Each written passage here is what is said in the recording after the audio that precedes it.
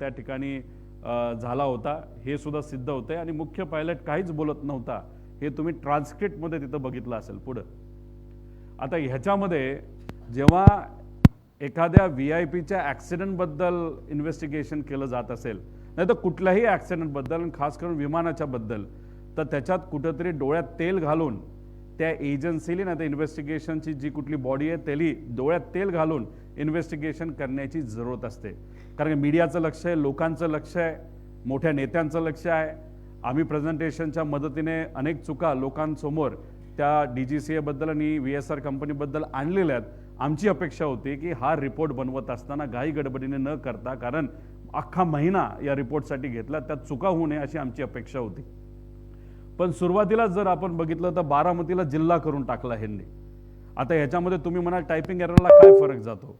एक तर इन्व्हेस्टिगेशन करत असताना त्याच्यामध्ये कुठेही काही चुकलं नाही पाहिजे ही भूमिका नाही तर ही जबाबदारी त्या लोकांची त्या अधिकाऱ्यांची आहे. पण इथं जिल्हाच चुकवला आहे आणि त्याच्यानंतर बारामती म्युन्सिपल महानगरपालिका अशी त्यांनी तिथं दाखवले जी नाही आहे.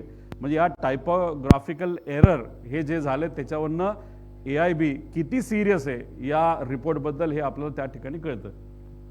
आता ह्याच्यामध्ये तुम्ही जर बघितलं तर aircraft was observed to have bank towards the right, म्हणजे राईट साईडला बँक झालं होतं. म्हणजे जे पंखा असतो लेफ्ट साईडचा पंखा जर खाली असेल तर त्याला आपण लेफ्ट बँक बनतो. त्यामुळे हा व्हिडिओ बघितल्यानंतर सिद्ध होतं राईट बँक नव्हतं झालं, लेफ्ट बँक झालं होतं आणि ते लेफ्ट साईडला धावपट्टीचा पडलं होतं हे तर आपल्या सगळ्यांना त्या ठिकाणी माहिती आहे.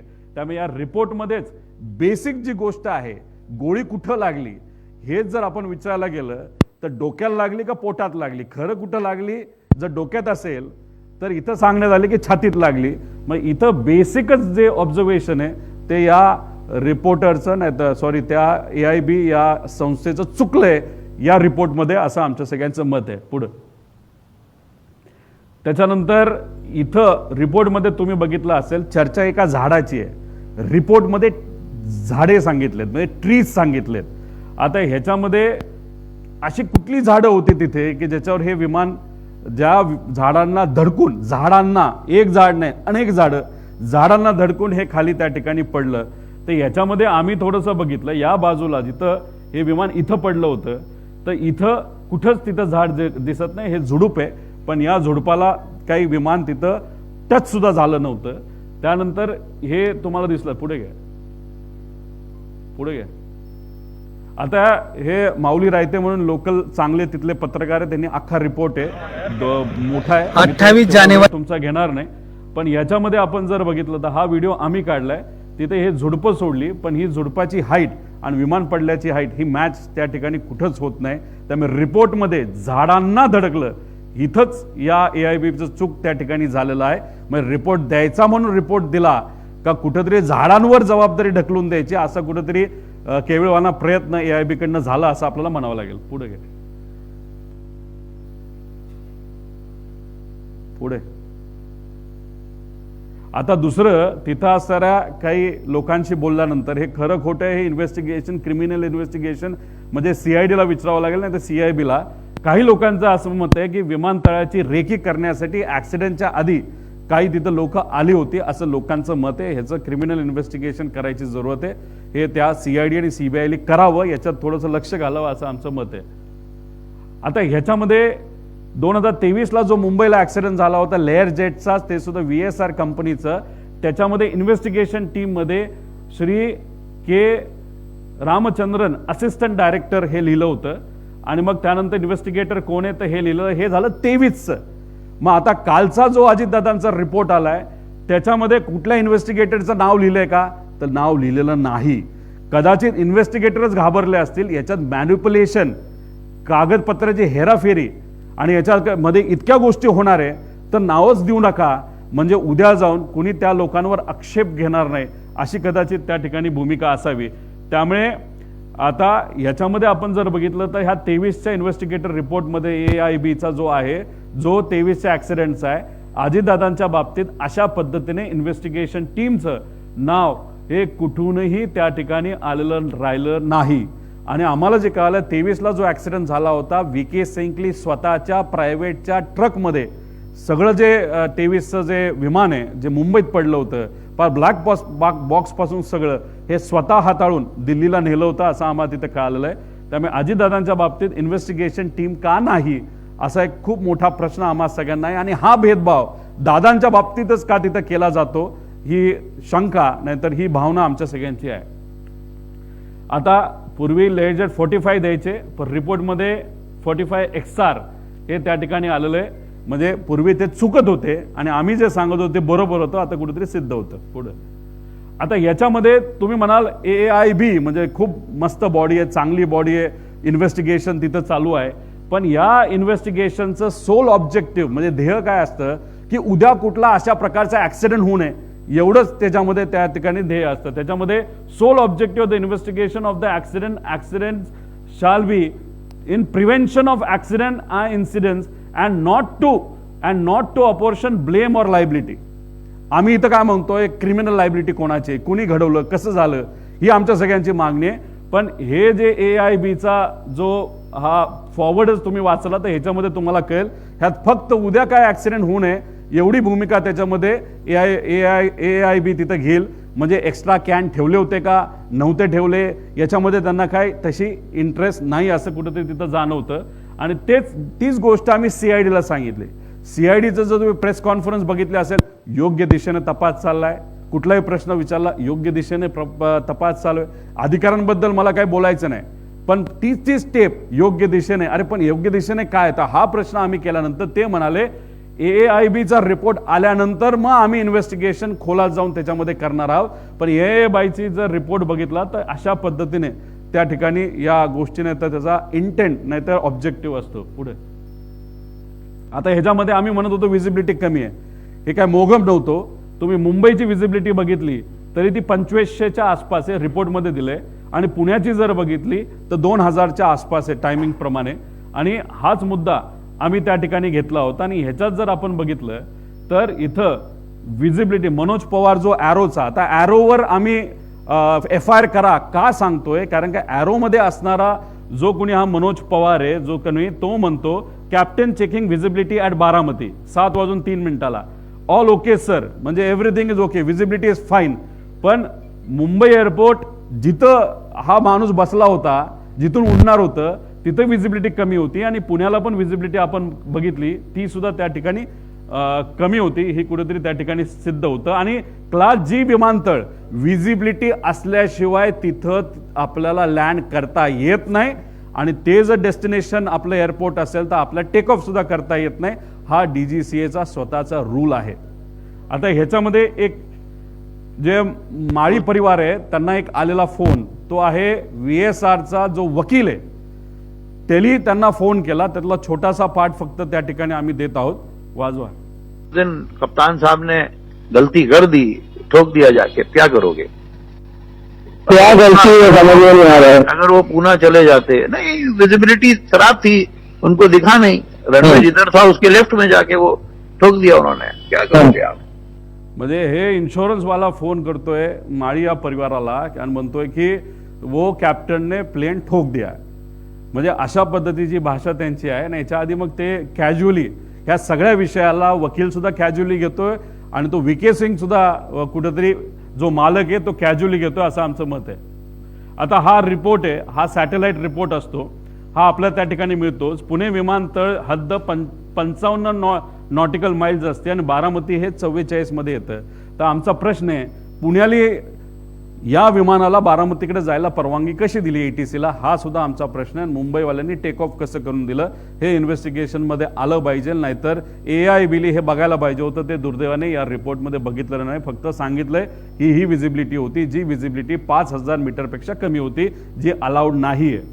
पुढं आता दोन्ही पायलट बारामती विमानतळावर लँडिंग म्हणजे ह्याचा अनुभव होता. दोन्ही पायलट म्हणजे पाठक पायलट पण आणि तो जो कपूर होता या दोघांना या विमानतळाबद्दलची त्या ठिकाणी सगळी माहिती होती की कसं लँड होणार आहे, 29 नंबर कुठला, 11 नंबर कुठला. काही लोक म्हणतात त्यांना काहीच माहीत नव्हतं, पहिल्यांदाच त्या एअरपोर्टवर ते चालले होते. असे नाही, या रिपोर्टमध्ये सांगितलेलं आहे की तिथं त्या ठिकाणी ते अनेक वेळा हे तिथं लँड झालेले आहेत. पुढं आता फ्लाईट रूल्समध्ये आपण जर बघितलं तर जेव्हा श्री YSR रेड्डींचा ॲक्सिडेंट झाला 2009ला त्यावेळी एक कमिटी, त्यागी कमिटी फॉर्म झाली होती. त्या त्यागी कमिटीने सांगितलं होतं की कॅप्टनली कुठल्याही परिस्थितीमध्ये विजिबिलिटी नसेल तर लँड करायचं नाही, VIP ट्रॅव्हल करत असेल तर.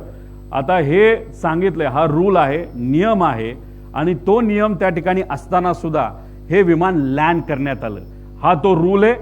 बरं, जर हा रूल डावलला गेला आणि जर विमान लँड झालं नाही तर लँड करण्याचा प्रयत्न केला तर ह्याला जबाबदार कोण आहे?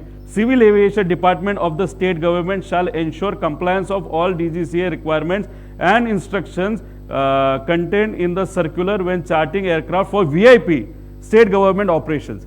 आता मी जे म्हणतोय की ॲरो नावाचा जो ग्रुप आहे, त्या ॲरो नावाच्या ग्रुपमध्ये civil aviation department, state government याचे सर्व अधिकारी त्या ॲरो नावाच्या ग्रुपमध्ये आहे, जिथं अजितदादांचे PA सुद्धा तिथं होते.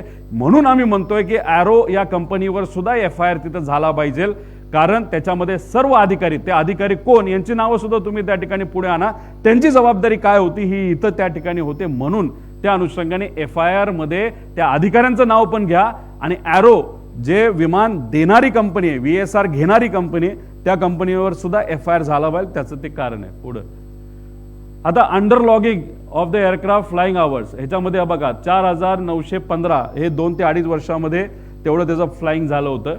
म्हणजे 23 मार्च 2025चं हे आहे 4700. म्हणजे जनरली आपण बघितलं तर एका वर्षामध्ये 2000 तास होतात. आता रिपोर्ट जर बघितला तर त्याच्यामध्ये गल्लत बघा, 25 मध्ये फक्त 250 तास, म्हणजे अख्ख्या वर्षामध्ये त्याच्या आधी 2000 चाललं आणि 250, म्हणजे ह्यालाच आपण म्हणतो की अंडर लॉगिंग हे मोठ्या प्रमाणात त्या ठिकाणी होत होतं. आणि 5000 जर त्याची लाईफ होती विमानाच्या इंजिनची, तर 8000 तासाहून अधिक ते तिथं त्या इंजिनचा त्याच्यामध्ये वापर झाला होता. आणि त्यामुळे खराब विमान हे अजितदादांना मुद्दामून दिलं का चुकून दिलं गेलं, असा आमचा प्रश्न आहे. ह्याला जर मार्ग काढायचा असेल तर हनीवेल नावाची इंजिनची कंपनी, त्याला आपल्याला पत्र लिहावं लागेल आणि त्यांच्याकडनं ही माहिती घ्यावी लागेल.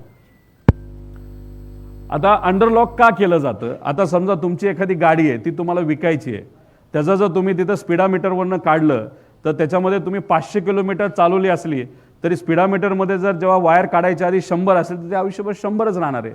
त्यामुळे तुम्हाला विकताना, म्हणजे विमान विकताना नाही तर गाडी विकताना, स्पीडामीटरमध्ये जेवढं आहे तेवढ्या पद्धतीनेच त्या विमानाची व्हॅल्यू ही राहणार आहे. त्यानंतर ह्या कंपनीचे 2च विमान आहेत, बाकी सगळे इन्व्हेस्टर आहे. मग इन्व्हेस्टरली त्याच्यामध्ये विमान जर ठेवलं असेल तर त्यांना सांगताना हेच सांगणार, विमान कमी चाललं, धंदा कमी झाला, म्हणून तुम्हाला कमी पैसे त्या ठिकाणी दिले जाणार, असंही कदाचित त्याच्यामध्ये असू शकतं. त्यामुळे अंडर लॉगिंग हे केलं जातं. पण जर्नी लॉगबुक याच्यामध्ये पायलट हा कधी पण काय बघतो, खरं लॉगिंग झालं पाहिजे. म्हणजे मी समजा 100 तास चालवलं तर माझं 100 तास झालं पाहिजे. त्यामुळे पायलटचं लॉगिंग, हे इंजिनचं लॉगिंग, विमानाचं लॉगिंग आणि एअरपोर्ट अथॉरिटीचं लॉगिंग, ह्याचं जर सगळ्यांनी मॅच केलं तर ह्याच्यामधून VSR कंपनी कसा गोंधळ घालायची आणि आपली DGCA त्याला कसं सपोर्ट करायचे हे कुठेतरी त्या ठिकाणी सिद्ध होईल. पुढं आता फ्लाईट प्लॅनिंगमध्ये जर आपण काही फरक बघितले तर हे आहे ईमेल केलेलं बारामतीला, जे या रिपोर्टमध्ये सुद्धा आलं आहे असं आपल्याला कळते. आणि एका ग्रुपमधून हे आम्ही काढलेलं आहे, ज्याच्यामध्ये शमशाबादला हे विमान तिथं जाणार होतं. पण बारामतीला जे ईमेल केलं होतं त्याच्यामध्ये फ्लाईट प्लॅन जर बघितला तर मुंबई बारामती मुंबई आहे, ह्याच्यामध्ये शमशाबाद कुठंच नाही. म्हणजे बारामती ATCला कुठंच तिथं ईमेलच्या मदतीने रिपोर्ट केलं नव्हतं की हा शमशाबादला जाणार आहे का नाही जाणार. आणि मग याच्यावरनं आपण जर बघितलं, वेळकार जर त्या ठिकाणी बघितले तर याच्यामध्ये खूप मोठ्या प्रमाणात कुठं ना कुठंतरी तिथं फरक त्या ठिकाणी आपल्याला जाणवतं. आणि टाईममध्ये सुद्धा फरक हा मोठा आहे. त्या ग्रुपमधला टाईम आणि रिपोर्टमध्ये दिला त्याच्यामध्ये ती इतकी मोठी गल्लत आहे, ती गल्लत सुद्धा त्या ठिकाणी आपल्याला काढता काढता फरक मोठ्या प्रमाणात त्या ठिकाणी येतोय. पुढे आता ह्याच्यामध्ये BA टेस्ट म्हणजे ब्रेथ अनालायझर टेस्ट ही करावीच लागते. ही कुठं करावी लागते तर ही एक वेगळं ठिकाण असतं, त्या ठिकाणाचे इथं आपल्याला करावं लागतं जे एअरपोर्टच्या आत असतं. पण इथं जर बघितलं तर ही विमानच्या आतमध्ये हे कुठेतरी टेस्ट ही केली गेली असं रिपोर्टमध्ये दिलं आहे. आणि म्हणजे रिपोर्टमध्ये दिलं आहे की हे विमानाच्या आत टेस्ट झाली, पण त्यासाठी एक वेगळं ठिकाण असतं, हे जास्त महत्त्वाचं असतं. पुढं आता फ्युल संदर्भात AAIBच्या रिपोर्ट अनुसार सकाळी 5:30 वाजता विमान 2900 LB इंधन होते. म्हणजे ह्याच्यामध्ये एवढंच सांगण्याचा प्रयत्न त्या ठिकाणी आहे की याच्यामध्ये एक्स्ट्रा फ्युल हे भरण्यात आलं होतं. जर मुंबई बारामती मुंबईचा प्रवास असेल आणि सकाळी इंधन भरलं असेल तर एवढं मोठ्या प्रमाणात इंधन का भरलं गेलं, आणि पुढे ते हैदराबादला जाणार होतं, तिथे सुद्धा इंधन आपल्याला भरता आलं असतं. पण 90 ते 95% इंधन हे विमानाच्या पंखामध्ये होतं. ते मुद्दामून भरलं का, असा आमचा प्रश्न आहे. आता हे मिसमॅच ऑफ द टायमिंग आहे. म्हणजे याचा रिपोर्टनुसार विदीप जाधव 7:38 पोहोचले विमानतळावर. पण हा जो ग्रुप ॲरोचा, जो अजितदादांचे पीए सुद्धा याच्यामध्ये आहेत, याच्यामध्ये आपण जर बघितलं तर विदीप जाधव रीच ॲट 7:17. म्हणजे 17 मिनिटं आणि इथं 38 मिनिटं. ह्याचा जर फरक आपण काढला तर 20-21 मिनिटाचा फरक आहे. 2-3 मिनिटं इकडे तिकडे ठीक आहे. पण त्यानंतर मनोज पवारचा विदीप जाधवचं झालं. रिपोर्ट अनुसार दादा 7:59 विमानात बसले होते. पण इथं जर बघितलं तर 7:54. म्हणजे आम्हाला एवढंच सांगायचं होतं की याच्यामध्ये जो हा तफावत आहे हा आकड्यामध्ये खूप मोठ्या प्रमाणात, वेळेमध्ये खूप मोठ्या प्रमाणात आहे. मग वेळ कुठून घेतली, कशी घेतली, हे सुद्धा त्या ठिकाणी आपल्याला सांगावं लागेल. आणि नसेल तर मग कुठंतरी हा जो हँडलर आहे, ज्याच्यावर अजितदादांचे पीए अवलंबून होते, अधिकारी अवलंबून होते, हा हँडलर चुकीची माहिती ही मुद्दामून देतोय का चुकून देतोय, हे कुठेतरी आता आपल्याला त्या रिपोर्टमध्ये येणं महत्त्वाचं आहे. पुढे घ्या. आता याच्यामध्ये ब्लॅक बॉक्स हे जास्त इंटरेस्टिंग आहे.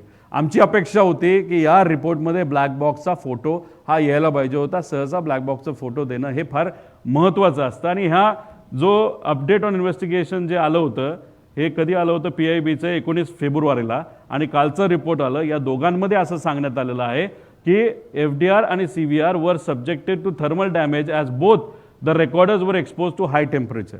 आता हे दोन्ही रिपोर्टमध्ये आलेलं आहे. पुढे घ्या. आता हा आहे अहमदाबादच्या क्रॅशचा ब्लॅक बॉक्स. हे फोटो जर तुम्ही बघितले, हा स्फोट किती मोठा झाला होता हे तुम्हाला सगळ्यांना त्याच्यामध्ये माहिती आहे. अक्षरशः एकच जण त्याच्यामध्ये वाचला, तो सुद्धा साईडला पडला म्हणून. आता ह्याच्यामध्ये हे ब्लॅक बॉक्सची परिस्थिती आहे. आणि ह्याच्यातून डेटा निघाला तर 100% डेटा निघालेला आहे. फक्त तो DGCL पूर्णपणे त्या पालकांना नाही तर नातेवाईकांना दिलेला नाही, नाही तर तो अजून बाहेर आणला नाही. त्याला पण फार मोठी कॉन्ट्रोवर्सी आहे असं आमचं मत आहे, पण ते नंतर विषय घेऊ. तर हा ब्लॅक बॉक्स आहे एअरबसचा ड्रीमलायनर. पुढं आता हा आहे लेअरजेट 55. म्हणजे हे पुढचं मॉडेल आहे. कुठं पडलं होतं तर US फिलाडेल्फियामध्ये पडलं होतं. ह्याचा व्हिडिओ आहे. इथं जर तुम्ही बघितला, माणसाच्या माले विमान पडलं, स्फोट झाला, आणि त्याच्यातला हा ब्लॅक बॉक्स आहे. आणि या ब्लॅक बॉक्सची सगळी माहिती ही तिथं काढण्यात आलेली, रिकवर करण्यात आली. पुढं आता ह्याच्यामध्ये तेजस प्लेन क्रॅश ही दुर्दैवी घटना दुबईला झाली होती. आपलं एअरफोर्सचं विमान हे पडलं होतं. फार मोठा घात झाला होता. आपला जो पायलट होता शहीद झाले. आता ह्याच्यामध्ये जर बघितलं तर ह्युमन कॉज वगैरे दिलं आहे, पण हा सगळा डेटा दुबईला प्रोटेक्टेड आहेत, काही अडचण नाही असं सांगण्यात आलेलं आहे. एवढा मोठा, आणि ते सुद्धा सुपर जेटचा क्रॅश होऊन सुद्धा. पुढं आता हे मी सगळं तुम्हाला माहिती सांगितलेलं, यात काय मी खोलात जाणार नाही. किती टेम्परेचर, कसं काय, हे सगळं मेल्टिंग पॉईंट वगैरे तुम्हाला सांगितलं. पुढे आता ह्याच्यामध्ये तुम्हाला मगाशी एक सांगितलं होतं, 2023ला एक असिस्टंट जे डिरेक्टर होते, त्यांचं नाव होतं रामचंद्र. तर ह्यांनीच अजितदादांच्या ब्लॅक बॉक्सच्या वरती सही केली, आणि तिथं असं पोलीस स्टेशन ब्लॅक बॉक्स सुरक्षित असल्याची नोंद ही बारामतीला तिथं झाली. आणि सही कोणाची असेल तर हे रामचंद्रनची सही आहे. याच्यात त्यावेळेस 2023ला ते असिस्टंट डायरेक्टर होते. तो तपास पुढं कुठंच गेला नाही. पण आता हे असिस्टंट डायरेक्टरचे हे आता डेप्युटी डायरेक्टर झालेले आहेत रामचंद्रन, आणि त्यांची ती सही आहे. म्हणजे तिथे ते लिहिलं. हे जरा आम्ही फुल मोठं केलेलं आहे. पुढे घ्या. हा आहे अजितदादांचा ब्लॅक बॉक्स. हे आहे FDR आणि हा आहे CVR. आता ह्याच्यामध्ये तुम्ही जर बघितलं असेल तर इथं काही लोकांचे हे उचलताना बोटं लागलीत, म्हणून ह्याच्यावरची जी काही राख आहे ती तिथं स्वच्छ झालेली तुम्ही तिथं बघू शकता. आता हा आहे CVR हनीवेलचा आहे, आणि LG टेक्नॉलॉजीचा हा FDR आहे. आता ह्याच्यामध्ये तुम्ही बघा, एकतर कलर आहे, ह्याच्या फक्त थोडीशी राख बसलेली. आता राख बसली नाही तर त्याच्यावर काय काजळी आली म्हणून हा डॅमेज आहे असं ते म्हणत असेल तर हे हास्यास्पद आहे. इथं कुठेही बाहेरच्या बॉडीला कुठं त्याच्यात हे झालेलं नाही, डॅमेज झालेलं नाही. ही जी नेम प्लेट असते, जसं मोटर आपली जी शेतातली मोटर असते ना, तर कुठेही तुम्ही वॉशिंग मशीन घेतलं त्याच्यावर एक पट्टी असते, ती पट्टी चांगल्या क्वालिटीची आहे. इथं प्लॅस्टिकचं काहीतरी तिथं लिहिलेलं आहे, ते सुद्धा त्याच्यामध्ये कुठंच त्याला काही डॅमेज झालेलं नाही. आणि हा जो कनेक्टर असतो तो कनेक्टर सुद्धा कदाचित तो प्लॅस्टिक नाही तर कशाचा असू शकतो, तर तो कनेक्टर तिथं डॅमेज झाला नाही. आणि ह्याच्या आत एक चिप असते आणि एक रेकॉर्डर असतं, म्हणजे ह्याच्यात 1600 डिग्री सेल्सिअसच्या पुढे टेम्परेचर, म्हणजे हे सगळं टेक्निकल तुम्हाला सांगितलंय. हा आहे, आमची अपेक्षा होती की हा फोटो रिपोर्टमध्ये येणं फार महत्त्वाचं आहे, पण दुर्दैवाने तो रिपोर्टमध्ये तिथं आलेला नाही. पुढं आता एक तुम्ही अजून एक बघा, CVR was installed on May 3, 2021 as per the component maintenance manual of Honeywell. म्हणजे हे विमान आहे 16 वर्षापूर्वीचं, 15 का 16 वर्षापूर्वीचं. आता भारतात जर हे आणायचं असेल, जो मुद्दा आम्ही घेतला होता की अमेरिकेवरून हे आणलं तर ह्याचा जो CVR आहे तो अर्धा तासाचाच आहे, तो बदलणं हे फार महत्त्वाचं होतं. ठीक आहे, चला तुम्ही बदललं, ते बदललं 21 मध्ये, त्याचा अर्थ हा CVR हा 21 मध्ये बदलल्यामुळे हा लेटेस्ट CVR असेल. म्हणजे जुना जर असता तो जळला बिळला आपण म्हणू शकतो ओल्ड मॉडेल आहे, पण मग हा नवीन जर असेल तर मग हा याच्याबद्दलची डिटेल्स आम्हा सगळ्यांना पाहिजे. हा नवीन आहे का तोच आहे, फक्त फसवण्यासाठी काय गोष्टी केल्यात, त्याच्यात CVR जो खराब झाला हे जे म्हणतायत त्याचं मुख्य कारण असं आहे की CVR जर 30 मिनिटाचा असेल तर हे विमान रजिस्टर होऊच शकत नाही. आणि रजिस्टर होऊ शकत नाही मग DGCAचे अधिकारी अडचणीत येतील, म्हणून त्यांनी रिपोर्टमध्ये हे मॅन्युप्युलेशन केलं असं माझं मत आहे. आणि CVR was install on 3 May 2021. तर हा जो CVRचं मॉडेल आहे हे आपल्याला तिथं हनीवेलला विचारावं लागेल, हे मॉडेल कधीच आहे, हे जुनं मॉडेल आहे का नवीन मॉडेल आहे. आणि नवीन मॉडेल जर लावलं असेल तर VSRने हे घेतलं कधी, कुठून घेतलं, मॉडेलचे नंबर्स, हे सगळ्या पद्धतीने इन्व्हेस्टिगेशन होणं महत्त्वाचं आहे. पण हे एअरक्राफ्टच चुकीच्या पद्धतीने रजिस्टर झाल्यामुळे हे आमचं मत आहे की हे जुनंच आहे, पण हे रिपोर्टमध्ये या बाबतीत त्यांनी नवीन आहे असं तरी दाखवलेलं आहे. त्यामुळे नवीन असेल, नवीन मॉडेल असेल तर जळणं हे अशक्यच आहे असं आपल्याला म्हणावं लागेल. पुढं आता ह्याच्यात बघा, झारखंडमध्ये हा जो क्रॅश झाला याच्यामध्ये ब्लॅक बॉक्सच नव्हता. म्हणजे DGCAचा कहर किती हे बघा, हे जर ब्लॅक बॉक्सच सापडला नाही, 53 वर्षापूर्वीचं हे एअरक्राफ्ट होतं ज्याच्यात 6 जणांचा मृत्यू झाला. पुढं आता फ्लाईट रडारमधून तुम्ही माहिती काढत होता, मी माहिती काढत होतो, ही सगळी माहिती, हे दादांचं विमान आहे, ह्याच्या आधी कुठं ते विमान गेलं हे माहीत होतं. त्यानंतर हे दुसरं आहे ज्याच्या CM आणि मोठे लोक वापरतात, हे सगळी माहिती होती. आपण हे प्रेझेंटेशन घेतल्यानंतर ह्यांनी दोन्हीकडचं जर आपण बघितलं, हे वाईप ऑफ करून टाकलं. म्हणजे माहिती कुठंतरी दाबवण्याचा प्रयत्न केला जातो आणि तीच लोक माहिती दाबतात ज्यांना कुठंतरी भीती असते की ह्याच्यात काहीतरी आपलं बाहेर निघेल. म्हणून ही दोन्ही माहिती जर आपण बघितलं, त्यांनी अख्खं रेकॉर्ड हे तिथं डिलीट केलंय असं आपल्याला म्हणावं लागेल. पुढं हा व्हिडिओ जय पवार माझे बंधू यांनी तो दिलेला टाकलेला व्हिडिओ आहे. ते पण आपापल्या लेवलला, त्यांच्या लेवलला जी काय माहिती मिळते ती लोकांसमोर आणि तुमच्या माध्यमातून लोकांसमोर आणण्याचा प्रयत्न करतात. हे आहेत महाशय रोहित सिंग, जे झोपलेत. तुम्ही म्हणसाल हे लेफ्ट साईडला झोपलेत, म्हणजे हे कदाचित को पायलट असतील. लेफ्ट साईडला बसलेत म्हणजे हे मेन पायलट आहेत. आणि आमचा अंदाज आहे, म्हणजे अंदाज आहे, हे खरं खोटं माहीत नाही, ही जी मुलगी आहे ती दादांच्या विमानामध्ये पाठक ज्या होत्या ती कदाचित ती मुलगी ती असू शकते असं आमचं मत आहे. ती मुलीने काय केलं, ती को पायलट आहे कारण का ती राईट साईडला बसली आहे. तिच्या कानाला तिथं हे लावलेलं आहे, म्हणजे ऐकण्यासाठी, ATCC बोलण्यासाठी ते तिच्या कानाला आहे. तीच एंट्री करते, तीच विमान चालवते. आणि हे महाशय मात्र तिथं सिव्हिल ड्रेसमध्ये, हे सिव्हिलचे कपडे आहेत. आता सिव्हिल ड्रेसमध्ये बसले, काय लोक म्हणतील 15 मिनिटं झोपला असेल, बॅग घेऊन बसलेले आहेत. आता ह्याच्यात कदाचित ते उद्या जाऊन प्रेस कॉन्फरन्स घेतील, काहीतरी सांगतील, ते सांगतील तेव्हा अजून माझ्याकडे एक्स्ट्रा माहिती, ती माहिती मी नंतर तिथं सांगेल. ही वृत्ती प्रवृत्ती त्यांची होती. आणि ह्याच्यात अजून एक गोष्ट घडलेली आहे की रोहित सिंग आणि ह्या सगळ्या मालकांना अशी सवय असायची की तिथं एका पत्रकारांनी हा रिपोर्ट तिथं टाकला होता, नंतर बरंच मोठं काय झाला त्याच्यामध्ये विषय आणि तो दाबला गेला. त्याच्यामध्ये एका पॅसेंजरलाच को पायलट म्हणून दाखवलं, कपडे घालून बसवले आणि मग ते एक फार मोठी केस झाली होती. तो वेगळा विषय. म्हणजे मला काय सांगायचं आहे, VSR आणि तुमचं DGCA हे मिलीभगत असल्यामुळे आमची भीती अशी आहे, हे दोघं एकत्र मित्र असल्यामुळे, खास हे सगळे एकत्रित असल्यामुळे कागदपत्र हे मॅन्युप्युलेट करू शकतील असं आमचं मत आहे. पुढं आता हा विषय तुम्ही समजून घ्या. हे विमान आहे ज्याला एकनाथ शिंदे साहेब स्वतः डावलून गेले होते. हे विमान म्हणजे 16 ते 20 जानेवारी दरम्यान 23ला हे दावोसला विमान गेलं होतं. कुठलंही विमान VIP ला घेऊन जात असेल, नाहीतर तुम्ही स्वतः जात असाल तर फ्लाईट प्लॅन द्यावा लागतो. फ्लाईट प्लॅन जात असेल, समजा आपण पुण्यावरनं समजा दिल्लीला चाललोय, राजस्थानच्या एअरपोर्टला सांगावं लागतं, ETCला सगळ्याला सांगत क्लिअरन्स घेत पुढे जावं लागतं की दुसरं विमान आहे का. आणि जर इंटरनॅशनल प्रवास असेल तर मग तिथे आपल्याला बघावं लागतं की दुसऱ्या देशांची परवानगी आहे का. आणि बिना परवानगी जर विमान त्या देशामध्ये गेलं तर ते विमान पाडलंही जाऊ शकतं. आणि तसंच काहीतरी हे एकनाथ शिंदे साहेबांच्या बाबतीत घडलं अशी माहिती आमच्या आहे.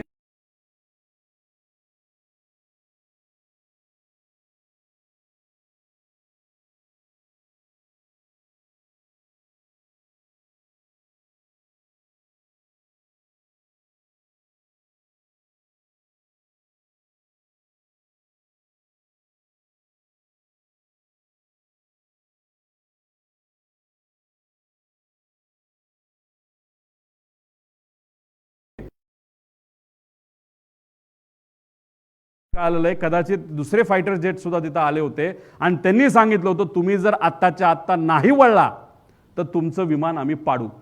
हे इराणच्या एअर डिफेन्सली त्या ठिकाणी सांगितलं होतं. त्याच्यात कोण बसलं होतं? एकनाथ शिंदे साहेब बसले होते. मग इराणवरनं ते इराकच्या साईडला गेलं, इराकली सुद्धा हेच केलं. मग आता याच्यामध्ये दोन गोष्टी आहेत. मग अजितदादांच्या बाबतीत जे घडलं ते भारतात घडलं, महाराष्ट्रात घडलं, ते बारामतीत घडलं. मग या बाबतीत इंटरनॅशनल ग्राउंडला VSRला हाताशी धरून, नाही तर VSR स्वतः दुर्लक्ष केल्यामुळे, नाही तर मुद्दामून एकनाथ शिंदे साहेबांच्या बाबतीत सुद्धा तोच प्रकार होणार होता का, असाही प्रश्न आम्हाला होऊ शकतो. याबद्दलची माहिती ही DGCLने काय प्रसिद्ध केली आहे का? एकनाथ शिंदे साहेब या बाबतीत स्पष्टपणे सांगू शकतात. पण जी माहिती आमच्यापर्यंत आलेली आहे ती आमच्यापर्यंत आलेली आहे. परत ते विमान बहारेनला आणलं गेलं आणि बहारेनला आल्यानंतर सगळ्या परमिशन तिथे घेतल्या आणि मग झुरिकला तिथे गेलं. म्हणून आम्ही सांगतोय VSR या कंपनीवर तुम्ही विश्वास ठेवू नका. कधी काय होईल, कधी काय केलं जाईल हे कोणाला सांगता येत नाही. आणि मग एकनाथ शिंदे साहेबांच्या बाबतीत सुद्धा हे घडलं असं आम्हाला कळलंय. एकनाथ शिंदे साहेब नाहीतर इतर काही जे काही कुणी अधिकारी असतील ते स्पष्टपणे तिथं सांगू शकतील. इराक आणि इराणमध्ये वॉर आहे, त्याकडनं आपल्याला काही डेटा मिळू शकत नाही. बहारेनकडनं मिळाला तर आपल्याला ते कळू शकतं. आणि त्याच्याच बरोबर VSR व्हेंचर हे 6 महिन्यासाठी हे UAE मध्ये बँड होतं. का? जेव्हा कोविडचा काळ होता, कोविडच्या काळामध्ये लोक जिथं कुठं अडकली होती, प्रायव्हेट जेट हे एक व्यक्ती नाही ते एक कंपनी बुक करतं. त्यात तुम्हाला सीट विकता येत नाही, त्याला कमर्शियल लायसन्स लागतं. पण VSR हे पैसे कमवच्या नादामध्ये पेशंटकडनं सुद्धा भरमसाठ पैसा घेत होतं आणि त्यासाठी UAE मध्ये त्यांना 6 महिन्यासाठी बॅन केलं होतं. हा एक फार मोठा विषय आहे. VIP ते सुद्धा महाराष्ट्राचे VIP मुख्यमंत्री होते एकनाथ शिंदे साहेब, त्यांच्या बाबतीत सुद्धा VSRली असंच हलगर्जीपणा नाहीतर मुद्दामून काय अशा गोष्टी केल्या असं आमचं सगळ्यांचं त्या ठिकाणी मत आहे. पुढं हे 2 विमान आम्ही का म्हणतो इन्व्हेस्टिगेशन लवकर करा. त्याचं कारण असं आहे की कागदपत्र रंगवली जाऊ शकतात, जी रंगवली जात आहेत. आणि त्याच्याच बरोबर जी विमानं आज महाराष्ट्रात आहेत, भारतात आहेत, ती हळूहळू बाहेर ढकलली जातात. हे 2 विमानं आम्हाला कळालं. आणि खास करून हे लेगसी 600 जे हैदराबादला होतं म्हणजे जिथं आंध्र प्रदेशमध्ये होतं, ते कोणाकडे होतं काय होतं याच्या खोलात जाणार नाही. ते विमान आता आम्हाला जे कळालेलं आहे ते आता सॅन मरिनो USAला हे ट्रान्सफर करण्यात आलेलं आहे ॲक्सिडेंट नंतर आणि आपल्या प्रेस कॉन्फरन्स घेतल्यानंतर. म्हणजे हळूहळू कागद तर रंगवले जातात पण धंदा सुद्धा शिफ्ट करण्याचं काम तिथं सुरू झालंय असं आपल्याला म्हणावं लागेल. आणि जर तुम्ही चोर नसालच घाबरता कशाला, पण चोरच घाबरू शकतो हे आपल्या सगळ्यांना तिथं माहिती आहे. पुढं आता ह्याच्यात आम्हाला VK सिंगचा त्याच्यामध्ये फोन आला होता. आम्ही ह्यांचा जो हँडलर आहे, याचं नाव काय, दीपक बोरकर नंबर आहे, कोणाला चेक करायचा असेल तर त्याला काल 10:14 आम्ही तिथं फोन केला होता आणि लगेचच 10:46 VK सिंगचा आमच्या त्या माणसाला फोन आला. त्याला असं वाटलं की तो कुठला ते पत्रकार आहे का आणि काय, आणि बरंच काय 2 मिनटं तो बोलत होता. त्यातले काही छोटे विषय मी फक्त तुम्हाला सांगतो. त्याच्यामध्ये तो बोलत असताना त्यांनी सांगितलं AIBने मुझे क्लिअरन्स दिया है, म्हणजे रिपोर्ट जो आला म्हणजे त्याचं मत आहे की AAIBने मला क्लिअरन्स दिलेला आहे, तर तुम्ही अधिकची माहिती तुम्हाला कशाला त्या ठिकाणी पाहिजे, त्याच्याचबरोबर नीचे से ऊपर तक हमारी पोहोच आहे असं VK सिंग आम्हाला सांगतोय, म्हणजे आमच्या माणसाला सांगतोय, नीचे से ऊपर तक. आता ऊपर तक म्हणजे मंत्र्यापर्यंत का हा मोठा प्रश्न आहे, नीचे से म्हणजे कुठून हे आपल्याला बघावं लागेल. कोई भी कुछ भी बिघाड नाही सकता, म्हणजे आमचं कुणीच काय बिघडू शकत नाही.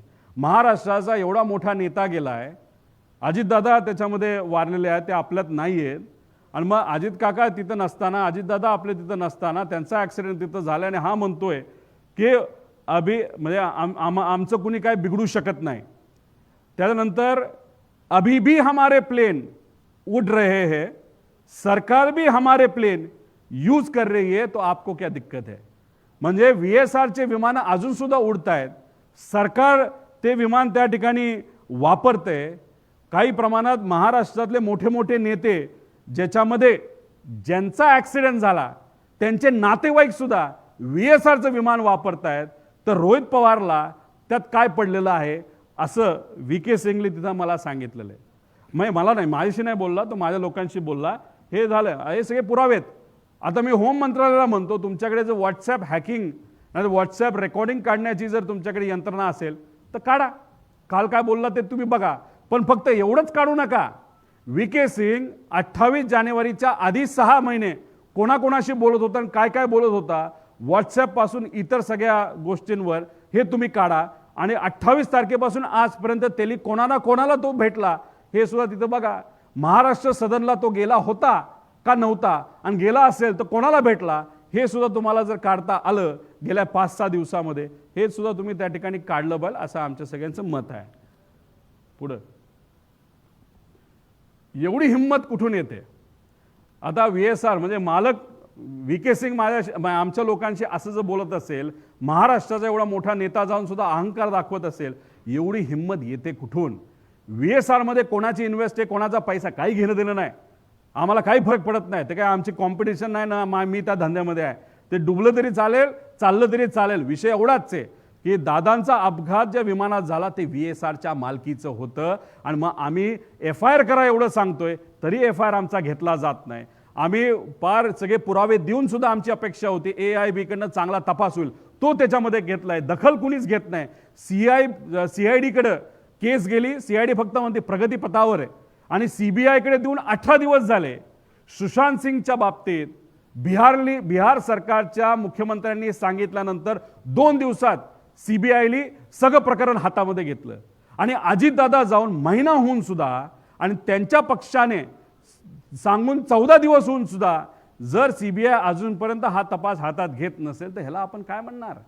आम्ही FIR का करा असं म्हणत होतो, त्याचं मुख्य कारण की जे कोणी जबाबदार आहे, जे आम्हाला वाटतं त्या इन्व्हेस्टिगेशनचा त्याचा एक तो भाग झाला पाहिजे.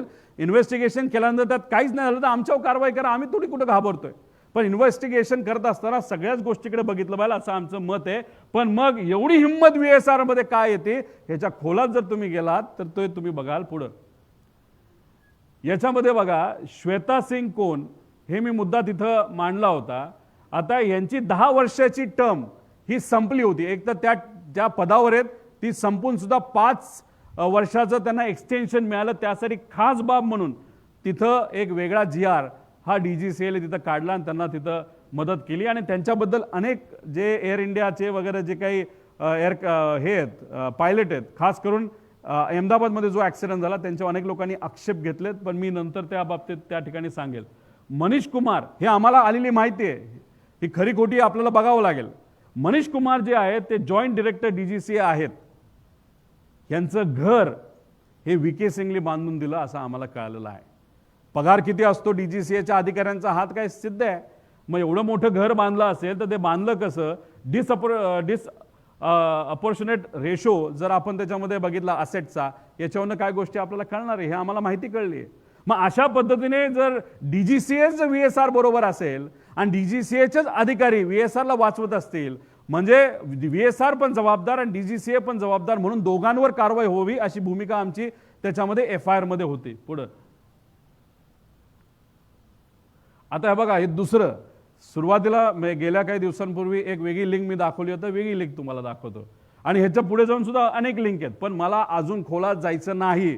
त्यामुळे जे कोणी जर दबाव आणत असतील त्यांना एवढीच विनंती आहे, आमचं काही तुमच्या इन्व्हेस्टमेंटची घेणं देणं नाही. तुमचा पैसा हा लेजिटिमेट आहे का तुम्ही हवाला कंपनीतून आणला ह्याचंही आम्हाला काही घेणं देणं नाही. आम्हाला फक्त एका गोष्टीचं घेणं देणं आहे की महाराष्ट्राचा मोठा नेता या अपघातात दुर्दैवी मृत्युमुखी त्या ठिकाणी पडलेला आहे. त्यांना न्याय मिळणं हे आमच्या सर्वांसाठी महत्त्वाचं आहे आणि इन्व्हेस्टिगेशन योग्य पद्धतीने होणं हे महत्त्वाचं आहे. आणि याच्यात जर बघितलं VK सिंग, सिमी सिंग हे शेअर होल्डर आहेत, पण विस्ता सेल्समध्ये प्रेफरन्स शेअर्स कोणाचे या VSR व्हेंचरमध्ये प्रेफरन्स शेअर 90 लाख शेअर्स कोणाचे आहेत तर विस्ता सेलचे आहेत. आता विस्ता सेलमध्ये 2 प्रमुख कंपन्या अंबुजा विनकॉम आणि लंबोदर वाणिज्य या दोन्ही विस्ता सेलच्या 96% विस्ता सेलमध्ये या 2 कंपन्याचं त्याच्यामध्ये इन्व्हेस्टमेंट आहे. आता ह्याच्यात जर आपण खोलात गेलो तर ह्याच्यामध्ये 8 नावं अशी आहेत जी कॉमन निघतात. 8 नावं ह्याच्यामध्ये तुम्ही खाली बघितलं असं विस्ता सेल्सच्या 27 वेगवेगळ्या कंपन्या आहेत, त्याच्याबद्दल मी नंतर सांगेल. याच्यामध्ये 8 नावं कॉमन निघतात. ह्याच्यात महेंद्र कुमार गोयंका या नावावर तुम्ही थोडंसं लक्ष द्या. महेंद्र कुमार गोयंका हे या कंपन्यांमध्ये डिरेक्टर आहेत. म्हणजे याच्यामध्ये आतिशा कन्स्ट्रक्शन प्रायव्हेट लिमिटेड आणि सायना स्टील्स प्रायव्हेट लिमिटेड. आता या कंपनीमध्ये जर अजून खोलामध्ये आपण गेलो तर संजय पाठक नावाची एक व्यक्ती जे मध्य प्रदेशचे भाजपचे एक आमदार आहेत, अतिशय श्रीमंत आमदार आहेत. तुम्ही बघा ते डिटेल्स काढा. ह्यांचं एक रिलेशन दिसतं आणि ह्यांच्या ज्या कंपन्या आहेत ह्या कंपन्या जर आपण खोलात जाऊन बघितलं तर ह्याच्यामध्ये या संजय पाठकचे मुलगा हा डायरेक्टर म्हणून आहे. आता ह्याच्यात तुम्ही पुढे घ्या. आता ह्याच्यामध्ये हे आहेत संजय पाठक, ह्यांच्याबद्दलच्या बातम्या तुम्ही ऐका. ह्याच्यामध्ये 242 कोटीचं विमान त्यांनी घेतलं. आता ते कोणाच्या नावावर बघावं लागेल, VSR का कोणाचा ती माहिती आम्हाला माहीत नाही. आता ती इन्व्हेस्टिगेशनली बघा. म्हणजे एवढी मोठी माणसं जर VSRच्या पाठीमागे असतील, DGCA या लोकांना पण वाचवण्याचा प्रयत्न करत असावं आणि VSRला पण वाचवायचं, म्हणजे दादांचं इन्व्हेस्टिगेशन राहिलं बाजूला तर DGCAचं काम काय, नाही तर मंत्रालयाचं काम काय, तर या लोकांना वाचवा असं कुठेतरी सांगण्याचा प्रयत्न त्या ठिकाणी केला जातोय असं आमचं ठाम मत आहे आणि हे कुठेतरी त्या ठिकाणी सिद्ध होतं. आता ह्याच्यात दुर्दैव बघा, एका जजनी काय सांगितलं, जज refuses to hear mining scam petition of BJP MLA जो आहे तो आहे हा, म्हणजे कोण काय नाव याचं, संजय पाठक. आता जजच म्हणतो बाबा आम्हाला काय हे ऐकायचं ना का हा पैसे देतोय आम्हाला, तर जजलाच मॅनेज करण्याचा प्रयत्न जर संजय पाठक करत असेल तर DGCAच्या अधिकाऱ्याला मॅनेज करायला किती वेळ लागतो. ठाम आमचं मत आहे. त्यासाठी इन्व्हेस्टिगेशन योग्य पद्धतीने होणं महत्त्वाचं आहे. कोण हा संजय पाठक, कोणाचे काय इन्व्हेस्टमेंट हे आपल्या सगळ्यांना त्या ठिकाणी बघावं लागेल. पुढं आधी ते कुठल्या ते स्कॅममध्ये पण इन्व्हॉल्ड आहेत. आता हा आहे दुसरा महेंद्र कुमार गोयंका. दुसरं महेंद्र कुमार गोयंका शिव मिनरल्स नावाची आहे, त्याच्यामध्ये तो एक डिरेक्टर आहे चिरेला श्रीमान नारायण नावाचा. आता चिरेला श्रीमान नारायण डिरेक्टर हा स्टॅम्पेड कॅपिटलमध्ये सुद्धा आहे. स्टॅम्पेड कॅपिटलचं नाव आता बदलण्यात आले GACM टेक्नॉलॉजीज. GACM टेक्नॉलॉजीमध्ये दुसरा डायरेक्टर कोण होता, आता तो मंत्री असल्यामुळे नाही, तो आहे TG भारत. TG भारत कोण आहे तर TDPचा आंध्राचा हा इंडस्ट्री मिनिस्टर आहे. मग TDPचं हे दुसरं रिलेशन निघालंय. VSRचं कुठं ना कुठं तरी या लोकांची लिंक असल्यामुळे DGCAच्या माध्यमातून इन्व्हेस्टिगेशन हे पारदर्शक होत नाही आणि दादांना न्याय देण्यासाठी म्हणून मुद्दामून या ठिकाणी उशीर होतोय आणि उशीर होत असताना जेव्हा न्याय दिला जाईल तो योग्य पद्धतीने दिला जाणार नाही असं आमच्या सगळ्यांचं तिथं मत आहे. आणि हे सगळे पुरावे सकट आम्ही दिलेलं आहे. हे ते कंपन्या आहेत, त्याच्यात कोण कोण डायरेक्टर होतं, मंत्री असल्यामुळे डायरेक्टर राहता येत नाही, ते आता बदललेले आहेत असं आम्हाला कळतं, पण रिलेशन तर आहेच ना. पुढं आता हे सूर्यवंशी आहेत नाशिकचे फार मोठे इंडस्ट्रियलिस्ट आहेत. महाराष्ट्रात सुद्धा त्यांचा व्यवसाय, मध्य प्रदेशमध्ये फार मोठ्या भाजपच्या नेत्यांबरोबर त्यांचं आर्थिक संबंध आहे असं त्या ठिकाणी बोललं जातं. या व्यक्तीली जरूरत नसताना सुद्धा या रिकॅपिटलला सांगून VSRला गॅरंटी दिली. VSRला लोन मिळत नव्हतं, पण सूर्यवंशीली दिलीप बिल्डकॉन नावाच्या कंपनीली गॅरंटी दिल्यामुळे VSRला पहिलं लोन मिळालं. पुढे जावा. दिलीप बिल्डकॉन कोण आहे, नाशिकचा आहे. त्याला काय काय मिळालंय काम, समृद्धी महामार्गाला त्याला 1700 कोटीचं काम मिळालं. राष्ट्रीय महामार्गाला जर 911 कोटीचं काम मिळालं. रोड अपग्रेडेशन हे आहे 580 कोटी. हे फक्त महाराष्ट्र आहे. नाशिकचा हा, नाशिकच्या कुठल्याही नेत्याला विचारा की तुम्हाला कळेल की दिलीप बिल्डकॉन कोणतं, हे लोक तिथं सांगतील. आणि मग हे फक्त महाराष्ट्राचं आहे, मध्य प्रदेशमध्ये याच्यापेक्षा कितीतरी पटीले जास्त याचं का. मग दिलीप बिल्डकॉननी कोणाच्या सांगण्यावरनं VSRला गॅरंटी दिली. इथं घरचे माणसं आपल्याला गॅरंटी देत नाही आणि इथं गॅरंटी देणारे मोठे बिझनेसमन जे VSRला ओळखत सुद्धा नाही अशा लोकांना जर हे गॅरंटी देत असतील तर कोणाच्या सांगण्यावरनं दिली. मग तो सांगणारा कोण एवढा मोठा माणूस, आणि तो एवढा मोठा माणूस जर या VSRच्या पाठीमागे असेल तर कसं न्याय मिळणार पुढं. वेल्सपनबद्दल मी तुम्हाला सांगितलेलं आहे. वेल्सपनचं सुद्धा पॉलिटिकल पर्सन गुजरातचे, त्यांची रिलेशन आहे, ह्याच्यात काय खोलात जाणार नाही. यांनी कसं रिस्ट्रक्चर केलं, स्ट्रक्चर केलं, NBFC नसताना कसे पैसे दिलेत हे सिद्ध होतं. 100 कोटीपेक्षा जास्त पैसा दिला आहे पुढं. आता हे मी तुम्हाला सांगितलं NBFC जे आंध्राची आहे ह्याचंही रिलेशन तुम्हाला माहिती आहे. TDP बरोबर कसं रिलेशन आहे हे मी आधीच सांगितल्यामुळे मी ह्याच्या खोलात तिथं जात नाही. आता हे अग्रीमेंट आहे. आता पण ह्याच्यामध्ये अजून एक गोष्ट तुम्ही पुढे जाऊन बघाल की जे एव्हिएशन मंत्री आहेत ते का ॲक्शन घेत नसतील, नाही तर घेऊ शकत नसतील, ह्याचं एक कारण सांगितलं जे हे आहे. दुसरं कारण मी सांगितलं जे आहे आंध्राचे इंडस्ट्री मिनिस्टर. आता तिसरं कारण काही प्रमाणात तुम्हाला सांगतो, यात इन्व्हेस्टिगेशन करण्याची जरूरत आहे, ते आहे पुढं. हां, आता हे बघा, याच्यामध्ये कौर वैश्य बँक ही एक मेन बँक आहे जी TDPच्या प्रमुख नेत्यांच्या प्रायव्हेट कंपनीला फंडिंग करते. ज्याच्यामध्ये जी NBFC आहे त्यालासुद्धा या बँकेचं फंडिंग आहे आणि त्यांची एक दुसरी कंपनी त्यालासुद्धा फंडिंग आहे. ठीक आहे, फंडिंग कुणी करू शकतं, बँकेचं काही अडचण नाही. मग हे जे जुबली हिल्समध्ये एक जागा आहे, जुबली हिल्समध्ये कोण राहतं हे तुम्हाला तिथं माहिती आहे. त्यात VSR कंपनी जी दिल्लीला रजिस्टर्ड आहे, VK सिंग दिल्लीचा माणूस हा जुबली हिल्समध्ये प्रॉपर्टी घेतो. तो किती रुपयाची प्रॉपर्टी घेतो, त्याची खरी किंमत आहे 30 कोटी, पण प्रॉपर्टी VSR घेते कितीला, 47 कोटी, म्हणजे 17 कोटी अधिक. एवढं अधिक मार्केटपेक्षा अधिकचे पैसे का दिले, तो पैसा कोणाला गेला, कसा गेला हे आपल्याला बघावं लागेल. आणि फिनिक्स ग्रुप हा कोणाचा, कसा, काय, तुमचे रिसर्च तुम्ही वापरा. याच्याकडनं ती प्रॉपर्टी ही VSRली घेतली. आणि योगायोग बघा, आता योगायोग बघा, एक ते NBFCली म्हणजे अजितदादांचा ॲक्सिडेंट इन्व्हेस्टिगेट करायला कुठली एजन्सी, AIB कोणाच्या अंतर्गत येते, DGCA कोणाच्या अंतर्गत येतं तर एव्हिएशन मंत्रालय. एव्हिएशन मंत्रालय कोणाच्या अंतर्गत येतं, TDPचे मंत्री जे भाजप बरोबर एकत्रित या देशाच्या सत्तेमध्ये तिथं आहेत. TDPचं आणि VK सिंग म्हणजे VSRचं कसं नातं आहे NBFCचं हे आम्ही तुम्हाला सगळ्यांना दाखवून दिलं.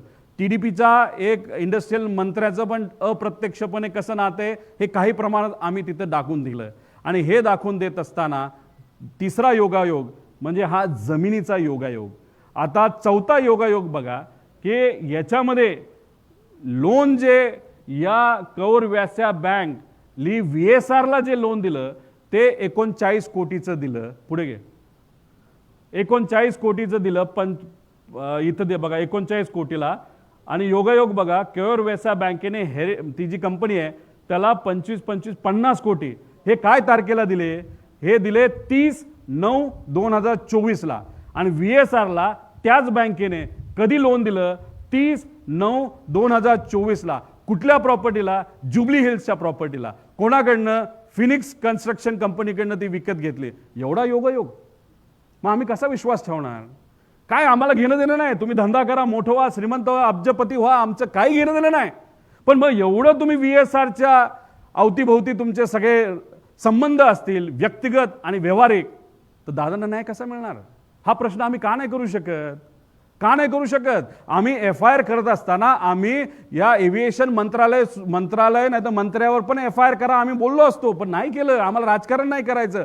आम्ही DGCAचं नाव घेतलं, पण त्यात पण जे अधिकारी VSRचे संलग्न आहेत त्यांचं नाव न घेता जेव्हा इन्व्हेस्टिगेशनमध्ये नंतर या FIRवर होईल ते त्यांचं इन्व्हेस्टिगेशन व्हावं, VSRचं इन्व्हेस्टिगेशन व्हावं, ॲरोचं व्हावं, ॲरोच्या ग्रुपवर असणाऱ्या सर्व अधिकाऱ्यांचं व्हावं. आणि 5वं की जो या घातपातच्या पाठीमागे व्यक्ती नाही तर संस्था असेल त्याच्यावर तिथं का FIR व्हावा. अशा पद्धतीने आम्ही FIR व्हावा अशी विनंती. कारण हे सगळ्या गोष्टी बघितल्यानंतर सामान्य लोकांना सुद्धा वाटते, आम्हाला सुद्धा वाटते, कसं न्याय मिळणार, कसं इन्व्हेस्टिगेशन होणार.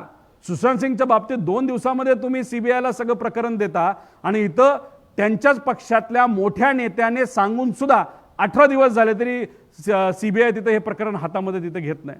का नाही डाऊट होणार? का आम्हाला शंका येणार नाही की फक्त टाइमपास त्या ठिकाणी केला जातोय? परत पुढं आता दादांचं विमान कुठल्या ग्रुपच्या नावावर होतं? तर हॅवेल ग्रुपच्या नावावर होतं असं आम्हाला कळलं. हे इन्व्हेस्टिगेशन करण्याची तिथं जरूरत आहे. हे दादांचं विमान आहे जे ॲक्सिडेंटमध्ये तिथं पडलं होतं. आता हॅवेल ग्रुपबद्दल माहिती तुम्हीच काढा. नमन सोफिटेल नावाचा एक ग्रुप आहे जे आम्हाला कळलं आहे, ह्याच्यात पण इन्व्हेस्टिगेशन करायची जरूरत आहे. हे एअरक्राफ्ट हे महाराष्ट्रातले मोठे नेते वापरतात.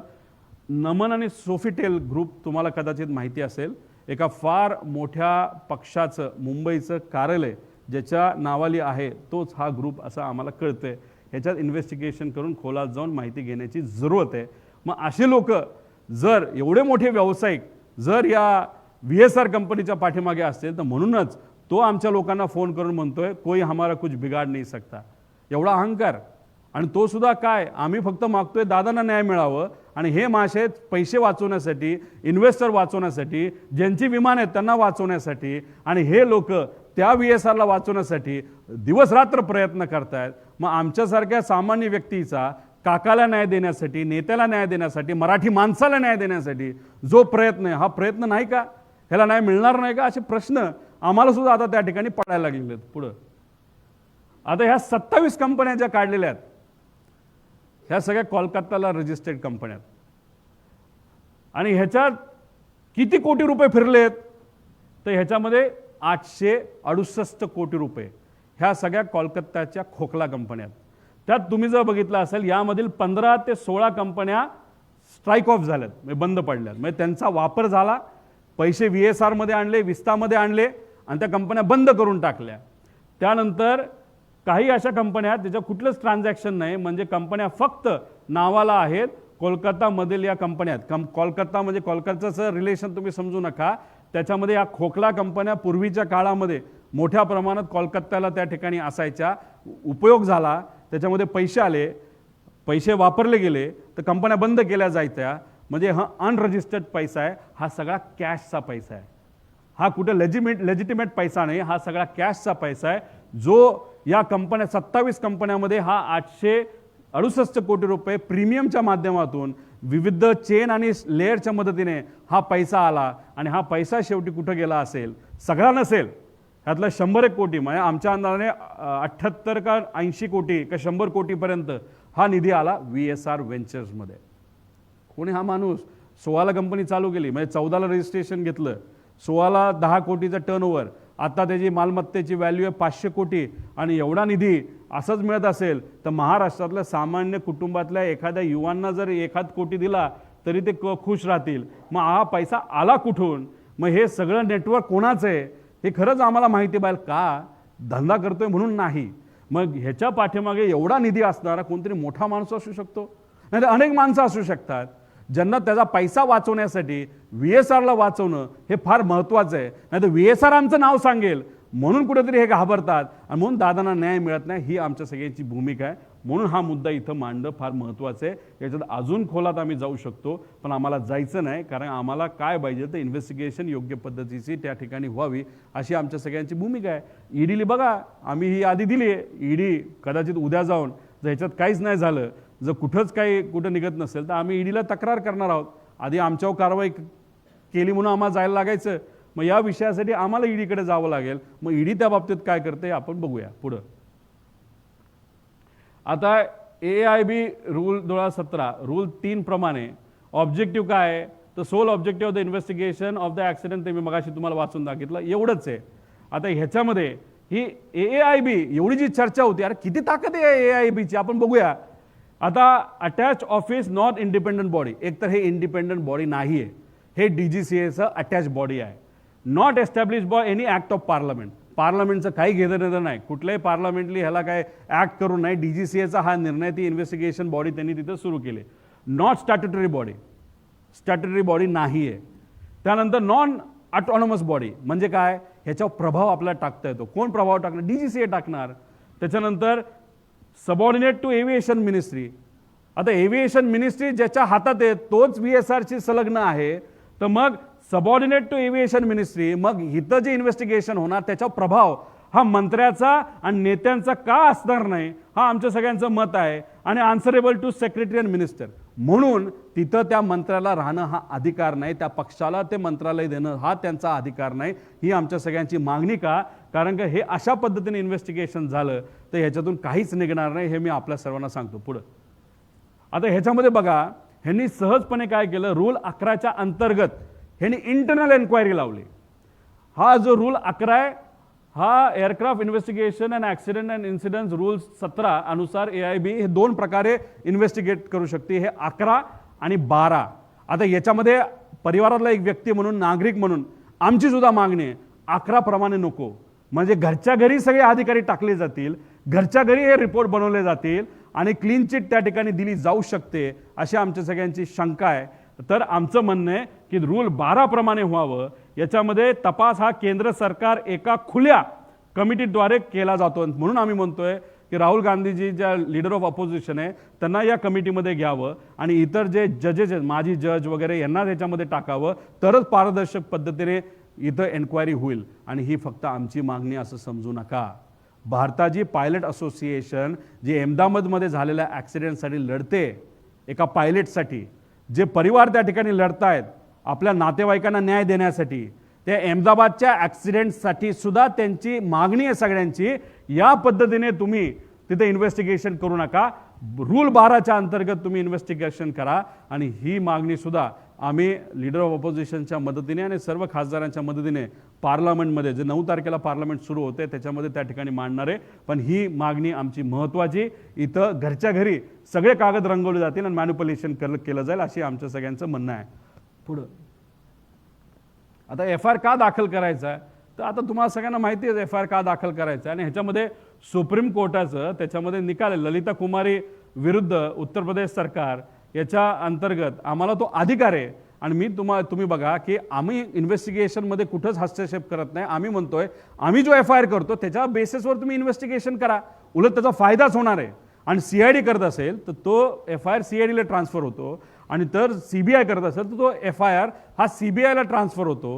हा आमचा अधिकार आहे का सुप्रीम कोर्टच्या अनुषंगाने दखलपात्र जर तिथं क्राईम असेल तर मग 100% FIR करता येतो, तो आमचा अधिकार आहे. नागरिक म्हणून आमच्या सगळ्यांचा तो अधिकार आहे, ज्या अधिकारापासून मला वंचित त्या ठिकाणी ठेवण्यात आलं. आणि सांगताना काय सांगतात की बाबांनो ॲक्सिडेंटल डेथ रिपोर्टवर इन्व्हेस्टिगेशन सुरू झाले म्हणून FIR करण्याची काय कारण नाही. पण ह्याच्यात दुसरा जर आपण बघितला, कुठे रे तो, तर अजून एक कुठली तरी केस आहे, त्या केसच्या अंतर्गत आपण जर बघितलं, कुठे काही बोलतो तो दुसरा आहे, जर केंद्र सरकार विरुद्ध एक कोणतरी कुमार नावाचा एक व्यक्ती, त्याच्यामध्ये ॲक्सिडेंटल डेथ रिपोर्ट असेल तरी तुम्हाला तिथे FIR करता येतो, तो तुमचा अधिकार आहे. आणि त्या अधिकाऱ्यापासून तर मला वंचित ठेवलं. याच्यामध्ये पुढे याच्यामध्ये आपण FIR का गरजेचं होतं हे मी आपल्या सगळ्यांना सांगितलं. मॅन्युप्युलेशन होऊ नये, का पटकिनी हा तपास त्या ठिकाणी व्हावा. आणि हे जे संबंधित मंत्र्यांचे जे काय राजीनामा का घ्यायचा, कारण मी तुम्हाला सांगितलं DGCA वगैरे त्यांच्या अंतर्गत VSRचं त्यांचं रिलेशन आहे. आणि FIR झाल्यानंतर इन्व्हेस्टिगेशनला एक व्यापकता त्याच्यामध्ये येईल. ॲरोला का करावं, अधिकारी म्हणजे त्यांनी ते विमान दिलं, ती VSR कंपनी तिथे इंट्रोड्यूस केली, त्याच्यात अधिकारी आहेत, त्या ग्रुपमध्ये अधिकाऱ्यांचं नाव मी घेतलं, कलम तुम्हाला सांगितला. त्यानंतर VSR का, आता एवढे पुरावे दिल्यानंतर VSR का, ह्याच्या पुढे मी काय सांगणार नाही. आणि DGCA का, की DGCAच मदत करते. आणि क्रिमिनल जे 5वा आहे त्याच्यामध्ये क्रिमिनल अँगल असल्यामुळे जी व्यक्ती आणि संस्था त्या क्रिमिनल कॉन्स्पिरन्सीच्या मागे असतील तर मग ते इन्व्हेस्टिगेशन व्हावं, यासाठी आम्ही FIR मागत होतो. पुढं CIDचा तपास नेहमी एवढंच जलद गतीवर आहे, चाललंय पुढे चाललंय पुढे चाललंय. पण काय चाललंय ते म्हणाले AIB रिपोर्टवर आमचं जास्त अवलंबून आहे. पण AIB रिपोर्टमध्ये जर डिस्पेरन्सीज येत असतील, त्याच्यामध्ये चुका असतील, तर मग हे कसं, म्हणजे हे कसा तपास पुढे जाणार, अशी आम्हाला शंका त्याच्यामध्ये वाटते. काही लोक म्हणली तुम्ही मुंबईमध्ये का प्रयत्न केला, तो माझा अधिकार आहे. बारामतीमध्ये जाऊन गर्दी होऊ नये म्हणून आम्ही काय केलं की मुंबईला जेव्हा DGCAचा एक प्रायमरी रिपोर्ट 24 तारखेला आला, त्याच्यामध्ये त्यांनी अप्रत्यक्षपणे VSR हे जबाबदार आहे हे सांगितलं होतं. त्या अनुषंगाने त्या मुद्दा घेऊन 24पर्यंत शांत बसलो आम्ही, फक्त रिपोर्ट यावा म्हणून. आणि रिपोर्ट आल्यानंतर FIR हा मुंबईत का गेला, तर 0 FIR हा आमचा अधिकार आहे, कुठेही करू शकतो. नंतर तो FIR ट्रान्सफर होतो. पण तो अधिकार असताना सुद्धा आम्हाला तिथं काय करून दिलं नाही. मग आम्ही गेलो बारामतीला पण आम्हाला काय करून दिलं नाही. मग आम्ही गेलो CID कडे पण आम्हाला तिथे FIR करून दिला नाही. मग आम्ही तिथं एक स्टेटमेंट 180 कलमच्या अंतर्गत तिथं दिलेलं आहे. त्याच्या बाबतीत काय होते बघू. पण आमची अजून सुद्धा मागणी FIR हा तिथं झाला पाहिजे. पुढं आता ह्याच्यामध्ये बघा, रोहित पवार फक्त विरोधात आहे, एवढाच फरक आहे. आता ही आहे कुठली केस तुम्हाला माहिती असेल, घाटकोपरमध्ये 18 जून 2018ला एक बीच क्राफ्ट नावाचं विमान हे 4-5 लोकांना घेऊन तिथं दुर्दैवाने त्याची घटना घडली, ॲक्सिडेंट झाला आणि त्याच्यामध्ये जे सगळे होते ते त्याच्यामध्ये मृत्युमुखी पडले. व्हिजिबिलिटीचं कारण हे सांगण्यात आलं, काहीच झालं नाही. ते बिचारे जे पालक होते, नातेवाईक होते, ते नुसते पोलीस स्टेशनला जात गेले, अरे FIR करा. आता ते ॲक्सिडेंटल डेथ रिपोर्ट झाला होता का? हो. AIB तपास चालू करत होतं का? केली होती. आणि मग ह्या लोकांची इच्छा होती की FIR झाला पाहिजे, नाही FIR होत झाला. मग 9 महिन्यानंतर किरीट सोमय्यांच्या मदतीने, त्यांचं मी आभार व्यक्त करतो, त्यांनी पुढाकार घेतला. सरकार त्यांचं होतं, फरक तेवढाच आहे, किरीट सोमय्या त्यावेळेस सरकारमध्ये होते, आज आम्ही विरोधात आहोत. आणि त्या लोकांना न्याय मिळाला याचा आम्हाला आनंद आहे. नाही तर न्याय मिळेल अशी अपेक्षा आपण करूया. अरे पण मग आमच्या काकाला न्याय मिळाला नाही पाहिजे का? अजितदादांना न्याय नको का? उपमुख्यमंत्री, माजी उपमुख्यमंत्री न्याय नको का? जे गेले 40 वर्ष या महाराष्ट्राच्या राजकारणामध्ये लोकांच्या हिताचं काम करतात, त्या व्यक्तीला न्याय नको का? मग इथं फक्त किरीट सोमय्या जातात आणि तुमचं सरकार होतं आणि पोलीस स्टेशनला जाऊन ते दंगा घालतात, तेव्हा त्यांना तिथे FIR करण्याची परमिशन मिळते आणि आम्हाला मिळत नाही. का हा भेदभाव? का तुम्ही काय लपवायचा प्रयत्न करताय? का तुम्हाला त्या दिशेने इन्व्हेस्टिगेशन गेलं नाही पाहिजे जे आम्ही दाखवतोय? ही काय सत्तेतल्या लोकांची इच्छा आहे का? हे असे प्रश्न का नाही पडणार आम्हाला? आणि कोणावर झाला हा गुन्हा दाखल? हा झाला वायू म्हणजे कंपनीवर, जिथे VSR आपल्याकडे, म्हणून आमची मागणी VSR वर तिथं व्हावं. अकाउंटेबल मॅनेजर कोण आहे? VK सिंग स्वतः मालक अकाउंटेबल मॅनेजर आहे. इथं झालं का? घाटकोपरला झाला. मग आमची पण मागणी आहे ना तिथं VK सिंगवर तिथं व्हावं. चीफ ऑफ फ्लाईट सेफ्टी माहितीच नाही कोण आहे. त्यानंतर स्पेअर पार्ट सप्लायर इंडिमार, म्हणजे हे प्रफुल्ल पटलांचं जे आहे MRO, हे इंडिमार, त्याच्यावर तिथं कारवाई झाली का? तेव्हा ते विरोधात होते आणि हे पण सत्तेत होते. इंडिमारवर झालं आणि ऑपरेशन चीफवर झालं. मग काय वेगळी मागणी करतोय आम्ही? का वेगळा न्याय? घाटकोपरला किरीट सोमय्यांनी पुढाकार घेतला, तुमची सत्ता होती, तेव्हा तुमचा FIR होऊ शकतो. आणि मग आता आम्ही आमच्या न्यायासाठी इथं धडपड करतोय, आमदार असून सुद्धा आमचा FIR तिथं घेतला जात नाही का? ह्याच्यासाठीच काळबेरा आहे का असा प्रश्न आता लोकांच्या मनामध्ये निर्माण व्हायला लागलाय. रिपोर्ट बघितल्यानंतर सुद्धा त्याच्यामध्ये काळबेरा आहे का असं वाटायला लागलंय आणि FIR करून दिला जात नाही. याच्यावरनं सुद्धा त्या ठिकाणी आम्हाला काळबेरा आहे का वाटणार नाही? साहजिकच हा प्रश्न मीडियाला सुद्धा पडला, लोकांना पडला, आम्हाला पडणार. पुढं हे बाकीचे सगळे प्रश्न आहेत आमचे जे अनुत्तरित आहे. FIR दाखल केलाच जात नाही, बाकी सगळा डेटा वगैरे ते सगळे मी त्यात खोलात जाणार नाही. पुढं असेच बरेचसे प्रश्न आहे. सुशांत सिंगचं मी सांगितलं 2 दिवसात CBIला दिलं. दादांचं 18 दिवस विनंती करून त्यांच्या पक्षाने सुद्धा, मग त्यांच्या पक्षातल्याच काही नेत्यांना हे इन्व्हेस्टिगेशन योग्य दिशेने जाऊ नये असं वाटतंय का? असाही प्रश्न आता पडायला लागला. त्यांच्याकडनं कुठंच तिथं फॉलोअप केला जात नाही. जे आपापल्या लेवलला प्रयत्न करतोय, त्यानंतर इतरही त्यांचे पदाधिकारी, कार्यकर्ते, आमदार प्रयत्न करतायत. पण मग काही प्रमाणात काही लोकांना हे इन्व्हेस्टिगेशन हे न्याय लेवलला, नाही तर दादांना न्याय मिळावा अशी भूमिका कदाचित त्यांची तिथं नसावी, म्हणून इन्व्हेस्टिगेशन पुढे जात नाही असं आपल्याला त्या ठिकाणी म्हणावं लागेल. पुढं आता हे दुर्दैवी गोष्ट आहे. खरं तर मी विनंती करतोय, CM साहेबांना करतोय, आता DCM सुनीता काकींना सुद्धा मी विनंती करतोय, नका वापरू VSR. हे असं वापरल्यानंतर आम्हालाच लोक आता ते VK सिंग सारखे जे VSRचे महालागेत प्रश्न करतायत की ज्यांचे ॲक्सिडेंट झाला त्यांचे नातेवाईक विमानात ट्रॅव्हल करतायत आणि मग रोहित पवारलाच काय पडलंय हा प्रश्न निर्माण होतो. पण रोहित पवारला काय पडलंय याच्यापेक्षा आपापल्या सेफ्टीचा विचार करा. एकनाथ शिंदे साहेबांच्या बाबतीत काय झालं हे मी तुम्हाला सांगण्याचा प्रयत्न केला. इथं सुद्धा काय विमान सगळेच म्हणजे 5 लेअर जेट विमान हे मेंटेन केले जात नाहीत. बाकीचे काय तो खूप चांगलं मेंटेन करत असेल असं जर कोणाला वाटत असेल तर कृपा करून मला महाराष्ट्रातल्या सर्व नेत्यांना सांगायचं आहे की असं नका ट्रॅव्हल करू. खरंच उद्या जाऊन कुठली अडचण त्या ठिकाणी होऊ नये, महाराष्ट्राचं अजून मोठं नुकसान होऊ नये एवढीच आमची इच्छा त्याच्यामध्ये आहे. आणि कदाचित भुसे साहेब आहेत काय? आता भुसे साहेबांचा पक्ष काही दिवसांपूर्वी म्हणतो VSR मध्ये आमचे नेते तिथं जाणार नाहीत आणि भुसे साहेब तिथे ट्रॅव्हल करतात. म्हणजे एकनाथ शिंदे साहेबांनी सांगितलेलं भुसे साहेब ऐकत नसतील, पण हा त्यांचा व्यक्तिगत विषय आहे. फक्त काळजी घ्या एवढंच आम्हाला ह्याच्यातून म्हणायचं आहे. आणि हे सगळे ट्रॅव्हल करतात म्हणून आम्ही शांत बसलो पाहिजे आणि आम्ही शांत बसणार आणि मीडिया शांत बसेल आणि महाराष्ट्राची जनता शांत बसेल दादांना न्याय द्यायच्या बाबतीत. तर कृपा करून कोणाच्या मनात शंका असू नये. पुढं आता शेवटचा मुद्दा आम्ही याच्यामध्ये घेत आहोत की ह्याच्यात इन्व्हेस्टिगेशन करत असताना आम्हाला VSRचे बरेच माजी पायलट भेटले, काही तिथले कर्मचारी भेटले, काही इन्व्हेस्टिगेशन करणारे पत्रकार भेटले, इतरही सर्व काही माजी अधिकारी DGCAचे भेटले. त्याच्यात मला एअर इंडियाचा जो अहमदाबादला झालेला ॲक्सिडेंट आहे त्याच्यासाठी लढणारे काही लोकसुद्धा भेटले, काही जे याचे असोसिएशनचे पायलट असोसिएशनचे लोक आम्हाला भेटले आणि त्यांनी सांगितलं अहो तुम्ही ज्याच्यासाठी लढताय ज्याच्यासाठी लढताय त्यासाठी सुद्धा आम्ही लढत आहोत. म्हटलं कसं? ते म्हणाले की अहो हे जे इन्व्हेस्टिगेशन आहे ते कुठंतरी तिथं फक्त आता इथं थोडी केस वेगळी आहे. VSRमध्ये आमचं डाऊट त्या कॅप्टनवर पण आहे, म्हणजे जो चालवणारा होता त्याचा आवाज नाही आला. आणि ही गोष्ट कॅप्टन त्या पायलट असोसिएशनच्या लोकांशी सुद्धा आम्ही बोललो.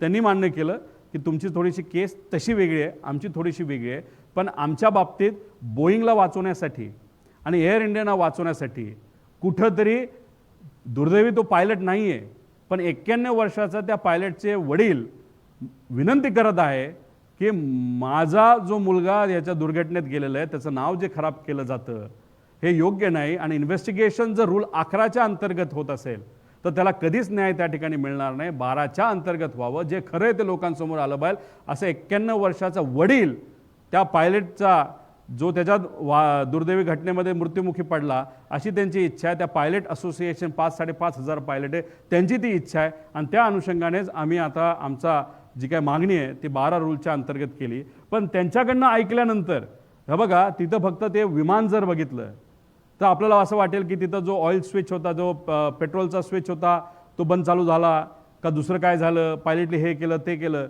पण ह्याच्या खोलामध्ये आपण जर गेलो तर अल जझीरा नावाची एक हे जे त्यांचं एक तिथं ऑपरेशन त्यांनी केलं होतं बोईंगच्या विमानाचं.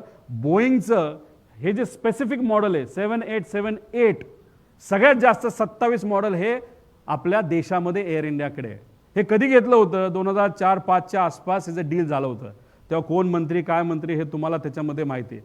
हे मॉडेल तसं योग्य नव्हतं टेक्निकली असं अनेक लोकांचं मत होतं, तरीसुद्धा हे मॉडेल घेतलं गेलं आणि या मॉडेलमध्ये अनेक अडचणी आहेत. त्याच्यामध्ये बांधताना ते जे कन्स्ट्रक्शन करण्याची क्वालिटी असेल, त्या इक्विपमेंटचा वापर असेल, वायरची क्वालिटी असेल, याच्यात अनेक लोकांचे शंका आहेत, वेगवेगळे त्याच्यामध्ये रिपोर्ट आहेत. आणि कदाचित ही गोष्ट त्यावेळेस टेक्निकल कमिटीला माहीत होती, अनेक लोकांचा ह्याचा विरोध होता, पण कुठून तरी प्रेशर आलं म्हणून हे विमान त्या ठिकाणी घेतलं आणि हे विमान घेतलं गेलं. आणि जर घेतलं गेलं नसतं तर अहमदाबादचा ॲक्सिडेंट झाला नसता.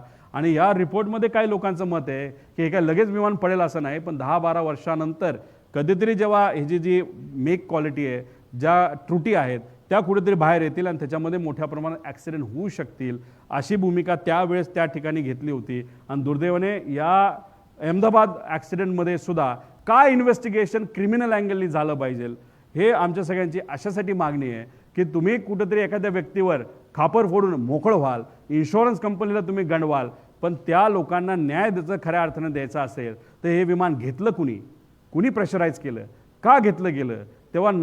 जेव्हा बोईंग 787 का 47 आहे का ते 8पेक्षा 9 हे ॲडव्हान्स मॉडेल असताना सुद्धा 8 का घेतला, असे अनेक प्रश्न आहेत. पुढे घ्या. आणि मग ह्याच्यामध्ये ती डील किती रुपयाची झाली, कशी झाली, काय झाली, कुणी घेतलं, कशासाठी घेतलं, कोण त्याच्यामध्ये जबाबदार होतं, कोण त्याच्यामध्ये पॉवरमध्ये होतं, कोण काय होतं, ह्या सगळ्या खोलामध्ये गेल्यानंतर आणि त्यातल्या काही केसेस म्हणजे जसं की CBIकडे काही केसेस आहेत याच प्रकरणामध्ये. हे विमान जेव्हा घेतलं गेलं होतं CBIकडे काय केसेस प्रलंबित आहेत, त्या फक्त प्रलंबितच का ठेवल्या? EDकडे काय केसेस आहेत त्या प्रलंबित तुम्ही का ठेवल्या? जर CBIने त्याच्यामध्ये खोलात जाऊन जर खरंच काय घडलं, खरंच चुकीच्या क्वालिटीची विमानं घेतली होती का, त्याच्यामध्ये काय चुकीच्या गोष्टी झाल्या होत्या, ह्याच्यात जर CBI गेलं असतं तर कदाचित अहमदाबादचा ॲक्सिडेंट आपल्याला थांबवता आला असता. पण नाही, यात राजकारण आलं. काय लोक सत्तेत असल्यामुळे कदाचित त्यांचा वजन हे जास्त त्यांच्यावर असल्यामुळे ह्या गोष्टी त्या ठिकाणी थांबवल्या गेल्या, नाहीतर त्या फ्रीझरमध्ये टाकण्यात आल्या. आणि दुर्दैव असं की त्याच्यामध्ये 300 लोकांची, सामान्य लोकांची जे कुठेतरी लंडनला चालले होते काहीतरी स्वप्न घेऊन, त्यांचा त्याच्यामध्ये मृत्यू झाला. याला जबाबदार कोण? हे जर शासनाला आपण नाही विचारणार तर कोण विचारणार, असा प्रश्न त्या ठिकाणी येतो पुढं. आता त्यात काही वकिलांनी वकील पण होते आणि काही पायलट होते. मी म्हटलं याचा अजून माहिती मला कुठं मिळेल, तर त्यांनी सांगितली की descent of air India, Jitendra Bhargava. मग हे मी पुस्तक विकत घ्यायला गेलो, पण ते काय मला विकत काय मिळालं नाही. त्याला वेगवेगळे कारणं आहेत. हे दाबण्यात आलं, थांबवण्यात आलं, हे सगळे विषय आहेत. पण ऑनलाईन कुठेतरी हे मिळतं असं आम्हाला त्या ठिकाणी कळलं आहे. त्यामुळे हे जे काय आहे या विषयामध्ये राजकारण येतं. जसं आमच्या इन्व्हेस्टिगेशनमध्ये आम्हाला कोणतरी अडवते, एक मोठी शक्ती अडवते, त्यात राजकीय शक्ती का व्यावहारिक शक्ती हे आम्हाला सांगता येत नाही. म्हणून आम्हाला दादांना न्याय देण्यासाठी उशीर होतोय.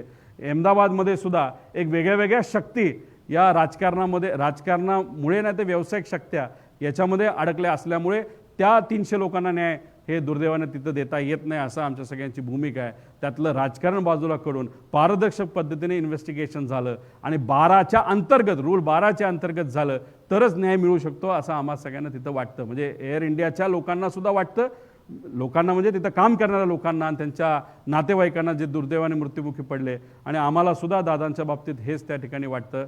हे आपल्या सर्वांसमोर मला सांगायचं होतं. आणि हे प्रेझेंटेशन त्याच्यामध्ये आपल्या सर्वांसमोर आणलं. याच्यात मी रिपोर्ट कव्हर केला. अजून काही पार्टीची लिंकिंग या VSRचं कसं आहे, त्यानंतर DGCA कसं याच्यामध्ये इन्वॉल्ड आहेत, अजून बरेच पुरावे आहेत. पण अजून 1-2 तास हे प्रकरण पुढे जाऊ शकतं.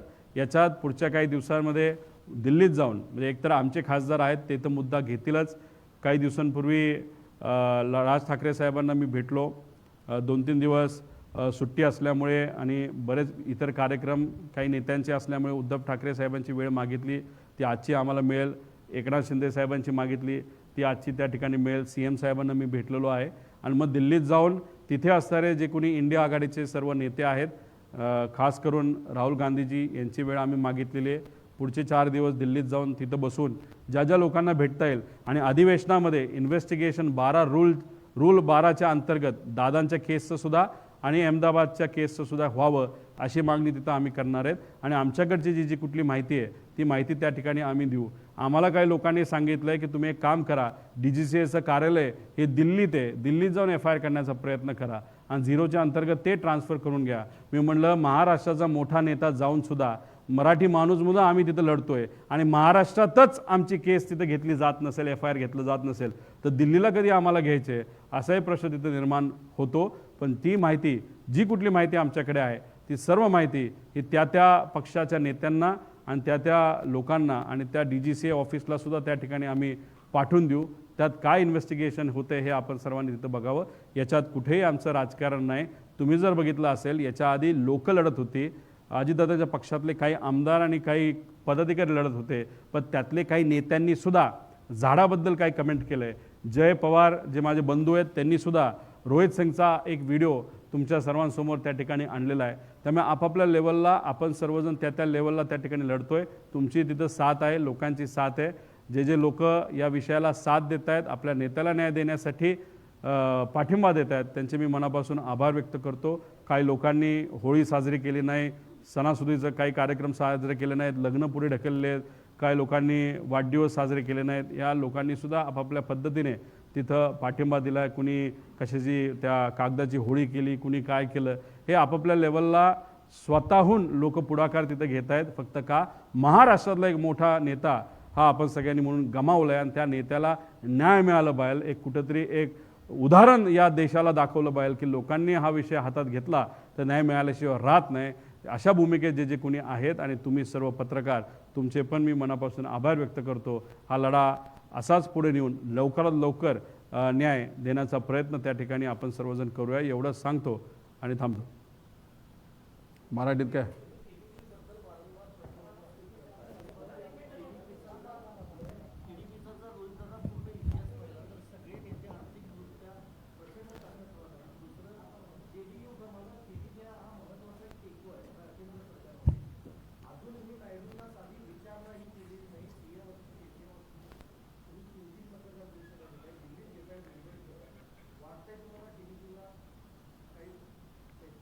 आम्ही विरोधातले आमदार आहोत, महाराष्ट्राचे नागरिक आहोत, तिथं आम्ही आमच्या लेवलवर जी कुठली माहिती येते ती माहिती घेऊन आम्ही लढत आहोत.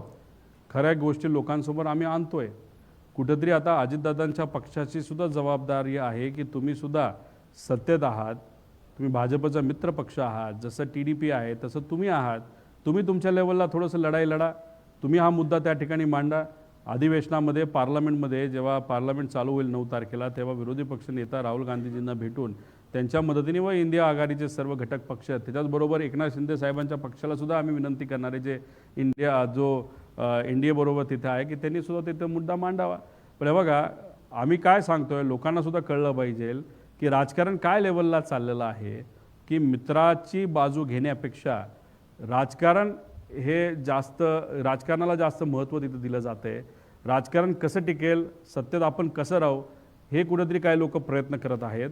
पण आपण विरोधात असलो तरी लोक, पत्रकार, आपण रील करणारे लोक, छोटे छोटे चॅनल चालवणारे लोक, हे मात्र अजितदादांसाठी तिथे लढत आहेत. आपण हा लढा कायम ठेवू. कुणीतरी लढलं पाहिजे, त्याशिवाय न्याय मिळणार नाही. एवढं लढल्यानंतरच कुठंतरी CIDवाले पत्रकार परिषद घेत आहेत, एवढं लढल्यानंतरच कुठेतरी रिपोर्ट आला तरी. पण हे आल्यानंतर सुद्धा त्यात काही त्रुटी आहेत. त्यामुळे आम्हाला कुठेतरी भीती वाटते की मॅन्युप्युलेशन केलं जाईल आणि जे केलं जाते. त्यामुळे अजून हा लढा पुढे नेऊन पार्लमेंटमध्ये काय करता येईल का, असा प्रयत्न त्या ठिकाणी आम्ही करू.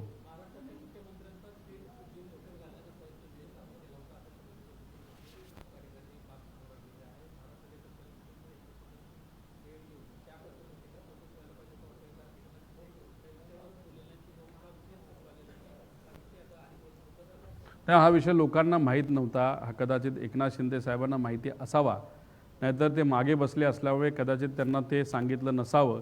पण हा मुद्दा नक्कीच एकनाथ शिंदे साहेबांना जेव्हा मी भेटेल तेव्हा हा मुद्दा त्यांना सांगेल. पण त्याच्याचबरोबर DGCAने याच्यावर, या VSRवर काय कारवाई केली आणि अशा पद्धतीने तुम्ही महाराष्ट्राच्या एका मोठ्या नेत्याचा, ते सुद्धा मुख्यमंत्र्याचा जीव जर धोक्यात घालत असताल आणि उद्या खरंच इराणच्या त्या फायटर जेटली जर एकनाथ शिंदे साहेबांचं विमान पाडलं असतं, जर ते पाडून त्याच्यामध्ये जर चुकीची घटना त्या ठिकाणी घडली असती तर कदाचित त्यावेळेस चर्चा झाली असती, हे कसं झालं, काय झालं, आम्ही हे करू, ते करू, त्या करू, आणि विषय तिथंच संपला असता. त्यामुळे नेत्यांना मी विनंती करतो की तुम्ही तुमची काळजी तिथं घ्या. जी काय माहिती आमच्यापर्यंत येते ती आम्ही पुढे घेऊन चाललेलो आहोत. अशा पद्धतीने तुम्ही जर नॉन कम्प्लायन्स करत असाल, ते मुद्दामून करताय का कसं करताय, याला पूर्णपणे VSR आणि DGCA जबाबदार आहे, असं आमचं प्रामाणिक मत आहे.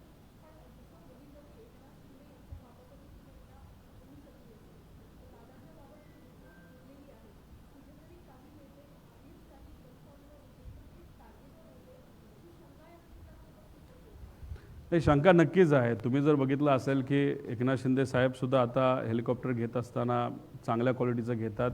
या पद्धतीनेच कुठंतरी आपण सुद्धा काळजी घेतली पाहिजे. दादांनासुद्धा काही लोकांनी सांगितल्यानंतर ते प्लॅस्टिकच्या बॉटलमध्ये पाणी पित नव्हते, काचेच्या बाटलीमध्ये पाणी प्यायला लागलेले. त्यांनी सिक्युरिटीसुद्धा काही प्रायव्हेट आणि ओळखीचे लोकच जवळपास आसपास ठेवले होते. पण ॲक्सिडेंट आणि ते सुद्धा विमानाच्या बाबतीत असं काहीतरी होईल हे दादांनासुद्धा माहीत नव्हतं. आणि दुसरं हे म्हणजे एकनाथ शिंदे साहेब जात असताना इराण आणि इराकवर बिना परवानगी, म्हणजे काही वर्षांपूर्वीसुद्धा इराक वॉर लोकांनी बघितलं आहे, इराण प्लस मायनस सारखं असतंच, कुठं ना कुठेतरी बॉम्ब फुटतच असतो. अशात तुम्ही या देशाच्या वरून जात असताना बिना परवानगीचं जात असाल आणि त्याच्यात जर कुठं गोळीबिळी पडली असती, 2-3 मिनिटाचा जरी उशीर झाला असता तर फार वेगळी घटना तिथं घडली असती. तर अशा पद्धतीने बेजबाबदार वागत असेल VSR आणि DGCA, तर मग उद्या जाऊन याच लोकांना आपण पाठिंबा देणार आहोत का? नेते म्हणून मी खरं तर काही लोकांना तिथं बोलतो. आणि माझं एवढंच मत आहे, TDP काय धंदा करतं, किती मोठा व्यवसाय करतं, ह्याचं काय घेणं देणं नाही. पण TDPच्या पक्षाचा एक खासदार या देशाचा एव्हिएशन मंत्री आहे आणि त्याच्या अंतर्गत हे सगळे इन्व्हेस्टिगेशन होणार असेल आणि त्यांचंच VSRचं आणि त्यांचंच आर्थिक संबंध काय ते मी जर दाखवून दिला असेल तर मग इन्व्हेस्टिगेशन पारदर्शक पद्धतीने कसं होईल अशी शंका नक्कीच निर्माण होते.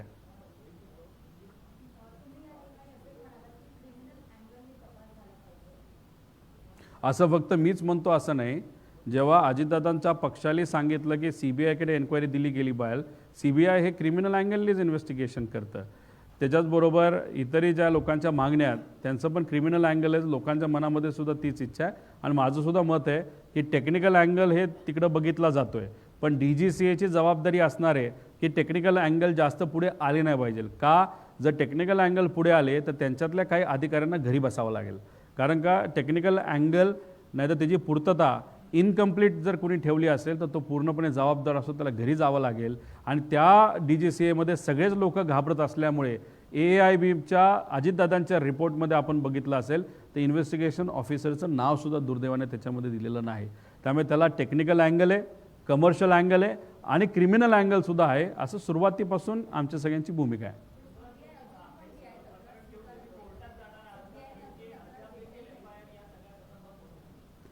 आम्ही काही दिवस थांबेल, सरकारला ती संधी देईल की आमच्या ज्या मागण्या आहेत, आता मी घाटकोपरच्या विषयाच्या बाबतीत तुम्हाला दाखवून दिलं, भेदभाव होतोय. एखादा BJPचा नेता जर छोट्या एखाद्या कंपनीसाठी ज्याच्यामध्ये कुठल्याच मोठ्या बिझनेसमनचं काही घेणं देणं नाही याच्यावर कारवाई करण्यासाठी जातो तर लगेच तिथं पोलीस ऐकतात. आणि आम्ही अजितदादांचा विषय घेऊन जात असताना फक्त अजितदादांच्या केसमध्ये मोठे मोठे नेते इन्वॉल्ड आहेत त्या कंपनीमध्ये, VSRमध्ये, आणि DGCAमध्ये सुद्धा अधिकारी बऱ्याच प्रमाणात अडचणीत येतील. ॲरो नावाची कंपनीसुद्धा काही लोकांच्या जवळची असं आम्हाला तिथं कळतं. आणि मग एवढ्या सगळ्या गोष्टी असल्यामुळेच दादांची केस मित्र असतानासुद्धा दुर्दैवाने महाराष्ट्रामध्ये ती रजिस्टर होत नाही असं आम्हा सगळ्यांना त्याच्यामध्ये त्या ठिकाणी वाटतं.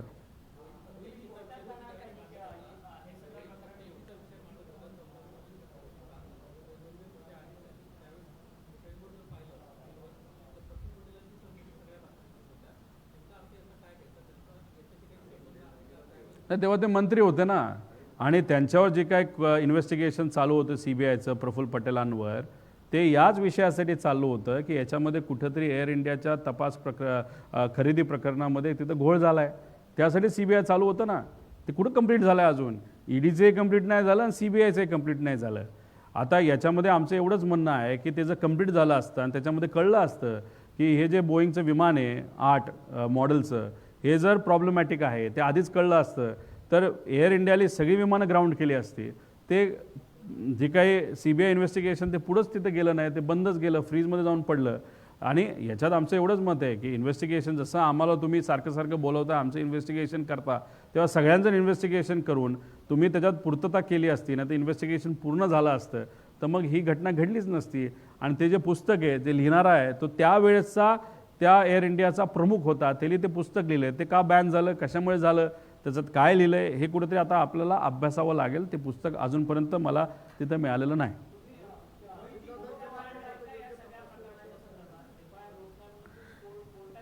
नाही, एकदा आम्ही सरकारला परत त्या ठिकाणी संधी देऊ. FIR आमचा अधिकार आहे. घाटकोपरच्या बाबतीत FIR तिथं झाला होता, तर आमच्या बाबतीतच होत नसेल तर पुढच्या काही दिवसामध्ये 2-3 दिवसामध्ये FIR सुमोटो ज्याचं आम्ही पत्र दिलेलं आहे, आम्ही पार PIला सुद्धा दिलं आहे, ॲडिशनल CPला सुद्धा मुंबईत दिलं आहे, आणि तिथे आम्ही PIला पण दिलं आहे आणि SPला पण दिलेलं आहे. त्या बाबतीत सरकार काय भूमिका घेतं हे आपल्याला बघावं लागेल.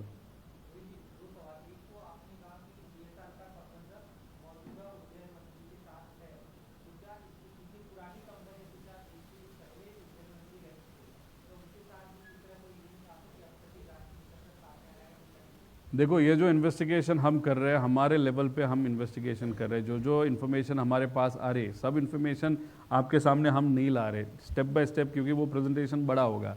अभी तक हम ये नहीं कह रहे कि जो उड़ान मंत्री है, जो एविएशन मंत्री है, वो डायरेक्टली इन्वॉल्व है, लेकिन उनके पक्ष के जो नेता है और उनके रिलेटिव जो है, उनके financial end commercial end personal relationship ये VSR के साथ दिख रहे हैं, ऐसा हम सबका कहना है. अगर वो रिलेशन पर्सनल और कमर्शियल अगर वहाँ पे दिख रहे, ये प्रूव हो रहा है, तो डेफिनेटली हम क्वेश्चन करेंगे कि TDP का जो नेता है, जो आज एविएशन मिनिस्टर है, वो उस पद पे रहना चाहिए क्या? तो डेफिनेटली नहीं रहना चाहिए.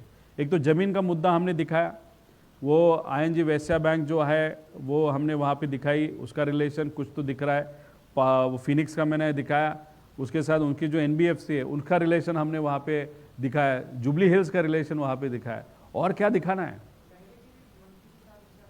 वो ढूंढने की ज़रूरत है. ये देखो, MRO इस कंट्री में 2 है, एक प्रफुल्ल पटेल जी का है, ऐसा मैंने शुरुआत में वहाँ पे बोला था.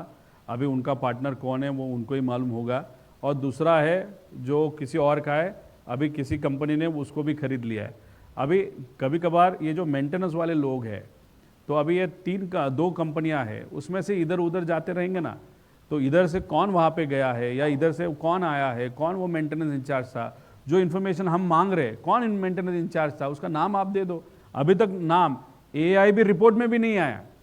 और FIR जो हम मांग रहे हैं या करना चाहते हैं, उसी के कारण करना चाहते हैं क्योंकि हमको जानना है कि उस विमान का मेंटेनेंस किसने किया था।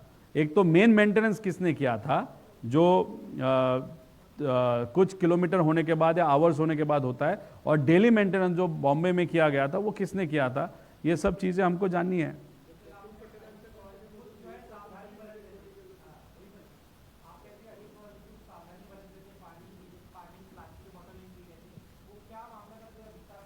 देखो, ये VSR का इशू आने के बाद बहुत सारे नेताओं ने अपने जो हेलीकॉप्टर है वो अच्छे हेलीकॉप्टर लेना चालू कर दिए, वो अच्छी चीज़ है।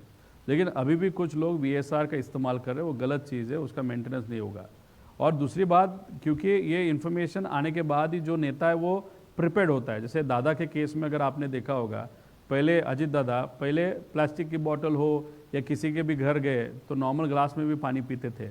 अभी उनको इन्फॉर्मेशन किसने दी, बताते वक्त उन्होंने सिर्फ बताया था कि हमको थोड़ी सी केयर लेने की ज़रूरत है, या किसी ने मुझे बताया, इसलिए उन्होंने प्लास्टिक बोतल बंद करके कुछ 4-5 महीनों से ग्लास के बोतल वहाँ पे ग्लास के बोतल से पानी पीना चालू किया था, क्योंकि उस पर मैनिपुलेशन नहीं हो सकता या कोई इंजेक्शन से उसमें पॉइजन नहीं डाल सकता या कुछ नहीं डाल सकता।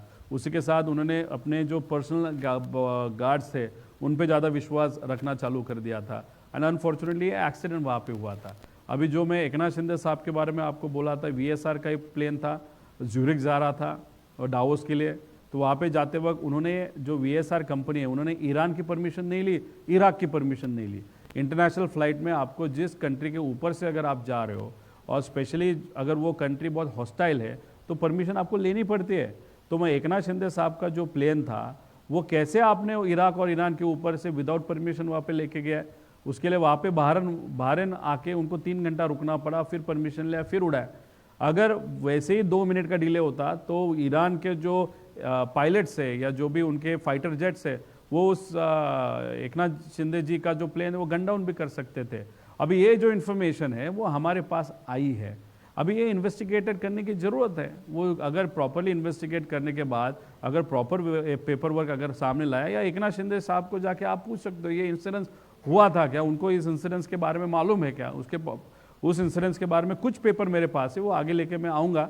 लेकिन एकनाथ शिंदे साहब का भी इस इंसिडेंस के बारे में क्या कहना है वो देखने की ज़रूरत है, क्योंकि अगर आप देखो 6-7 दिन पहले उनके पार्टी ने भूमिका ली थी VSR से हम ट्रैवल नहीं करेंगे।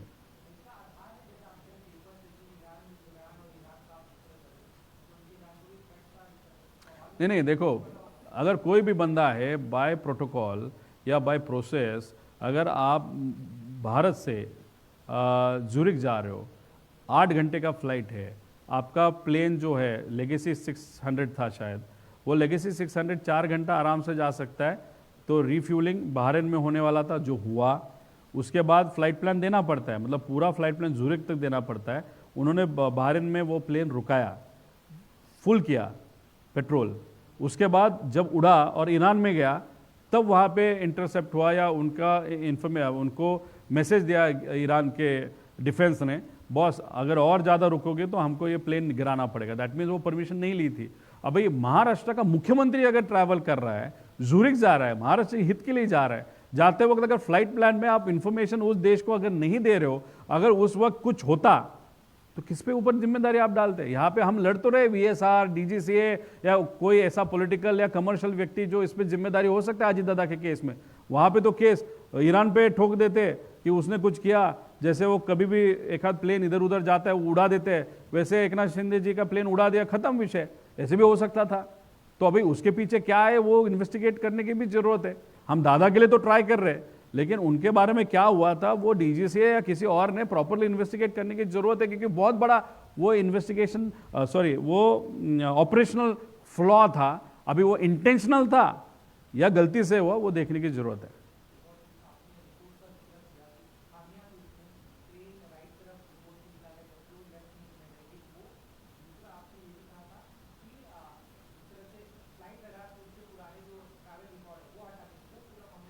देखो, जो विमान अगर आप देखो तो कोई भी विमान कहाँ पे भी जा रहा है तो उसका एक रिकॉर्ड, वो क्या बोलते हैं उसको, फ्राइल रडार का एक सॉफ्टवेयर है, उस पर वो रिकॉर्ड होता है, उसमें हिस्ट्री भी दिखती है आपको। लेकिन जब से हम प्रेजेंटेशन लेना चालू कर दिए तब पूरी हिस्ट्री, दादा के फ्लाइट का भी है, दादा का फ्लाइट का एक्सीडेंट हुआ है तो उसकी हिस्ट्री निकालने की कुछ ज़रूरत है क्या, तो नहीं, तो वो हिस्ट्री निकाल दी, बाकी सब प्लेन की हिस्ट्री वहाँ पे निकाल दी। अभी किसी को पता नहीं चलता कौन सा प्लेन कहाँ पे वहाँ पे जा रहा है। तो अभी वो अगर आप हिस्ट्री निकाल रहे हो तो डेफिनेटली आपके मन में डाउट है कि हमारी चोरी कहाँ पे तो पकड़ी जाएगी, तो वो एक एंगल उसको था। दूसरा विषय क्या था? अभी देखो, लेफ्ट बैंक मतलब लेफ्ट विंग नीचे जाता है, राइट बैंक मतलब राइट विंग नीचे जाता है। अगर आप देखो तो वो जो रनवे है उसके लेफ्ट साइड को वो प्लेन क्रैश हुआ, ये सही बात है। लेकिन उन्होंने बोला बहुत सारे ट्रीज थे, उस ट्रीज को वो डैश हुआ, उसके बाद वो एक्सीडेंट हुआ, तो वहाँ पे तो ट्री नहीं, वो तो हमने प्रूव किया।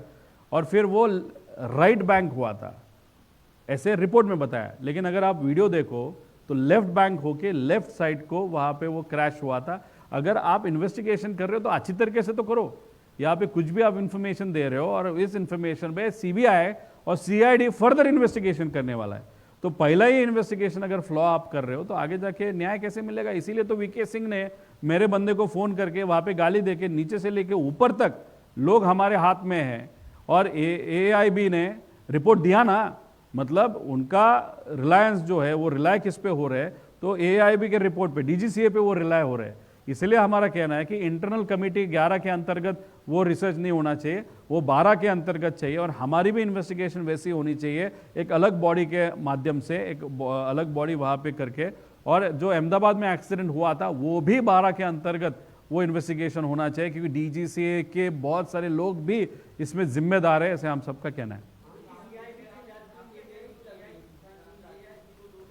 देखो, जब सुशांत सिंह राजपूत का विषय या उनका इन्वेस्टिगेशन ये सीबीआई के देने की बात हुई थी, तब बिहार के मुख्यमंत्री, तब उस टाइम इलेक्शन भी था बिहार में, उन्होंने एक प्रस्ताव केंद्र सरकार को होम मंत्रालय वहाँ पे दिया था।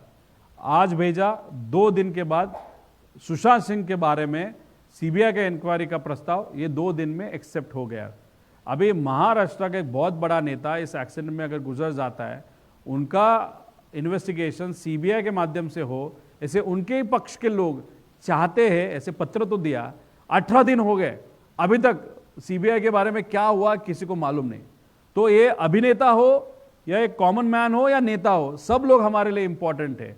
लेकिन इस केस में एक वीआईपी, वो भी राज्य का, अगर 6 बार जो उप मुख्यमंत्री रहा है, और वो जब उनका एक्सीडेंट हुआ तो वो खुद उप मुख्यमंत्री थे, संवैधानिक पद पे वहां पे थे, उनका एक्सीडेंट होने के बाद भी सुशांत सिंह के बारे में 2 दिन में वहां पे रिपोर्ट एक्सेप्ट होता है, लेकिन यहां पे 18 दिन होने के बाद भी वहां पे रिपोर्ट नहीं होता, और 1 महीना होने के बाद भी इन्वेस्टिगेशन कहां पे भी आगे नहीं जा रहा। तो इसके पीछे कौन है, ये हमारी सबकी मांग है या प्रश्न है।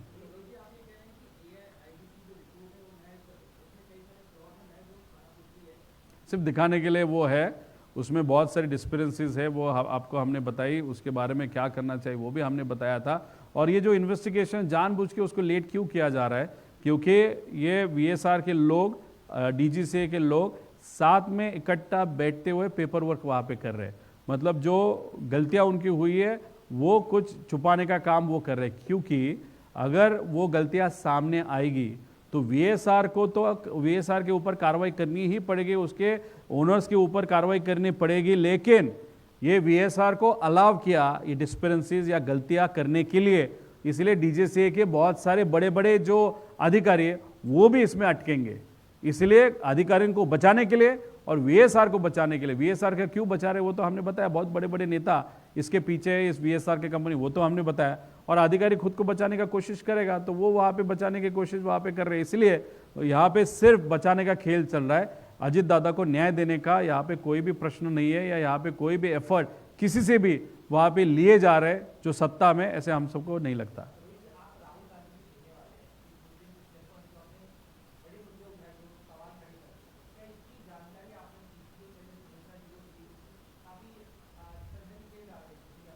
देखो, जय पवार इस केस को बहुत नज़दीक से देख रहे हैं, उन्होंने खुद वहाँ पे ट्वीट किया था एक ऐसा वीडियो जो हमारे पास था, हम प्रेजेंटेशन करने वाले थे, लेकिन उनके पास वो पहले, मेरे से पहले था, तो वो प्रेजेंटेशन फिर उनके बाद मैंने वो वीडियो उनके सोशल मीडिया अकाउंट से ले लिए जो आपको दिखाया था, उस पर कुछ डिटेल्स वहाँ पे। जय पवार वहाँ पे प्रयत्न कर रहा है। जय पवार कौन है? सुमित्रा काकी के बेटे हैं, तो उनके लेवल पे वो प्रयत्न कर रहे हैं। मतलब उसके बारे में इंफॉर्मेशन डेफिनेटली पार्थ को भी होगी और काकी को भी वहाँ पे होगी, और वो तो सत्ता में, वो उनके माध्यम से फॉलोअप उनके लेवल पे करेंगे। उनको जाके खास बात जाके मैं कुछ फॉलोअप क्या करूँगा? अभी मीडिया के माध्यम से तो उनके ऊपर, उनके यहाँ तक वो इन्फॉर्मेशन पहुँची होगी। मैं मेरे लेवल पे वहाँ पे प्रयत्न करूँगा। मैं तो विरोध में हूँ, तो इंडिया आघाड़ी के लोगों के साथ में बैठ के बात करके उनके माध्यम से इसको न्याय मिले, वो कोशिश मैं करूँगा। वो तो सत्ता में है, तो सत्ता का इस्तेमाल करके दादा को न्याय मिलने के लिए सत्ताधारियों के माध्यम से उन्होंने प्रयत्न करे। सबने प्रयत्न करने के बाद राजनीति बाहर रख के ही इस पे कुछ हो सकता है, ऐसे मुझे लगता है।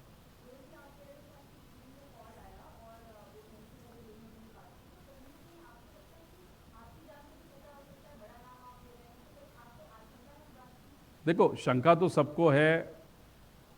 मेरे कान पे भी ये आया कि आप थोड़ा सा केयरफुल रहिएगा, लेकिन मैं तो नहीं डरने वाला, मैं हटने नहीं वाला। फैमिली मेम्बर्स को डेफिनेटली वहाँ पे दे आर वेरी केयरफुल। वो मुझे बता रहे हैं कि प्लीज़ बी केयरफुल, अभी बहुत हो गया, इतना आगे क्यों लेके जा रहे हो? जो सत्ता में उनको ही कुछ नहीं पड़ा तो आप क्यों लेके जा रहे हो? लेकिन बाद में वो भी बोल रहे हैं कि नहीं, दादा को न्याय मिलना चाहिए। फिर कार्यकर्ता का कहना है, पदाधिकारी का कहना है। बहुत जगह पे कलेक्टर को, एसपी को, सीपी को वहाँ पे पत्र दिया गया सिक्योरिटी के बारे में। ठीक है, वो सरकार का विषय है, लेकिन मैं तो लड़ते रहने वाला हूँ। जो भी करना है वो करेगा, लेकिन मैं, मेरी जो भी सिक्योरिटी मेरे लेवल पे जो मैं कर सकता हूँ वो तो मैं कर ही रहा हूँ। अभी हमारा लड़ा तो ऐसे चालू रहेगा जब तक अजित दादा को न्याय नहीं मिले।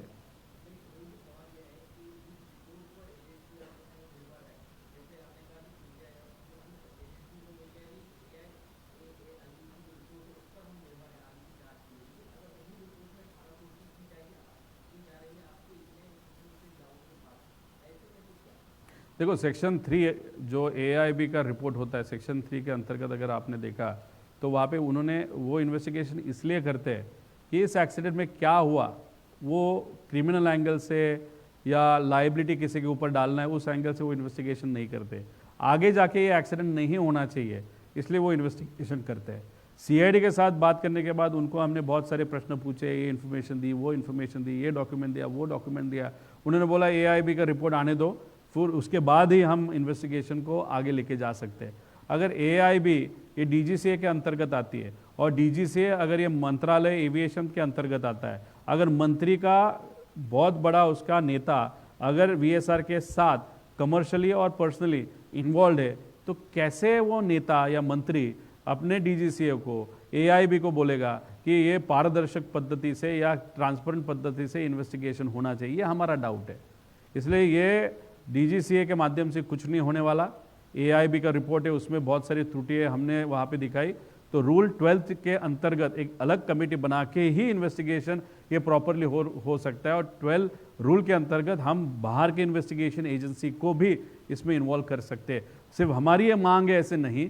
एयर इंडिया का जो विमान यहाँ पे अहमदाबाद में एक्सीडेंट हुआ था, वहाँ पे भी 200-300 लोगों की मौत हुई थी। उनके लोगों का भी कहना है कि 12 रूल के अंतर्गत ही ये इन्वेस्टिगेशन होना चाहिए। ठीक है, थैंक यू।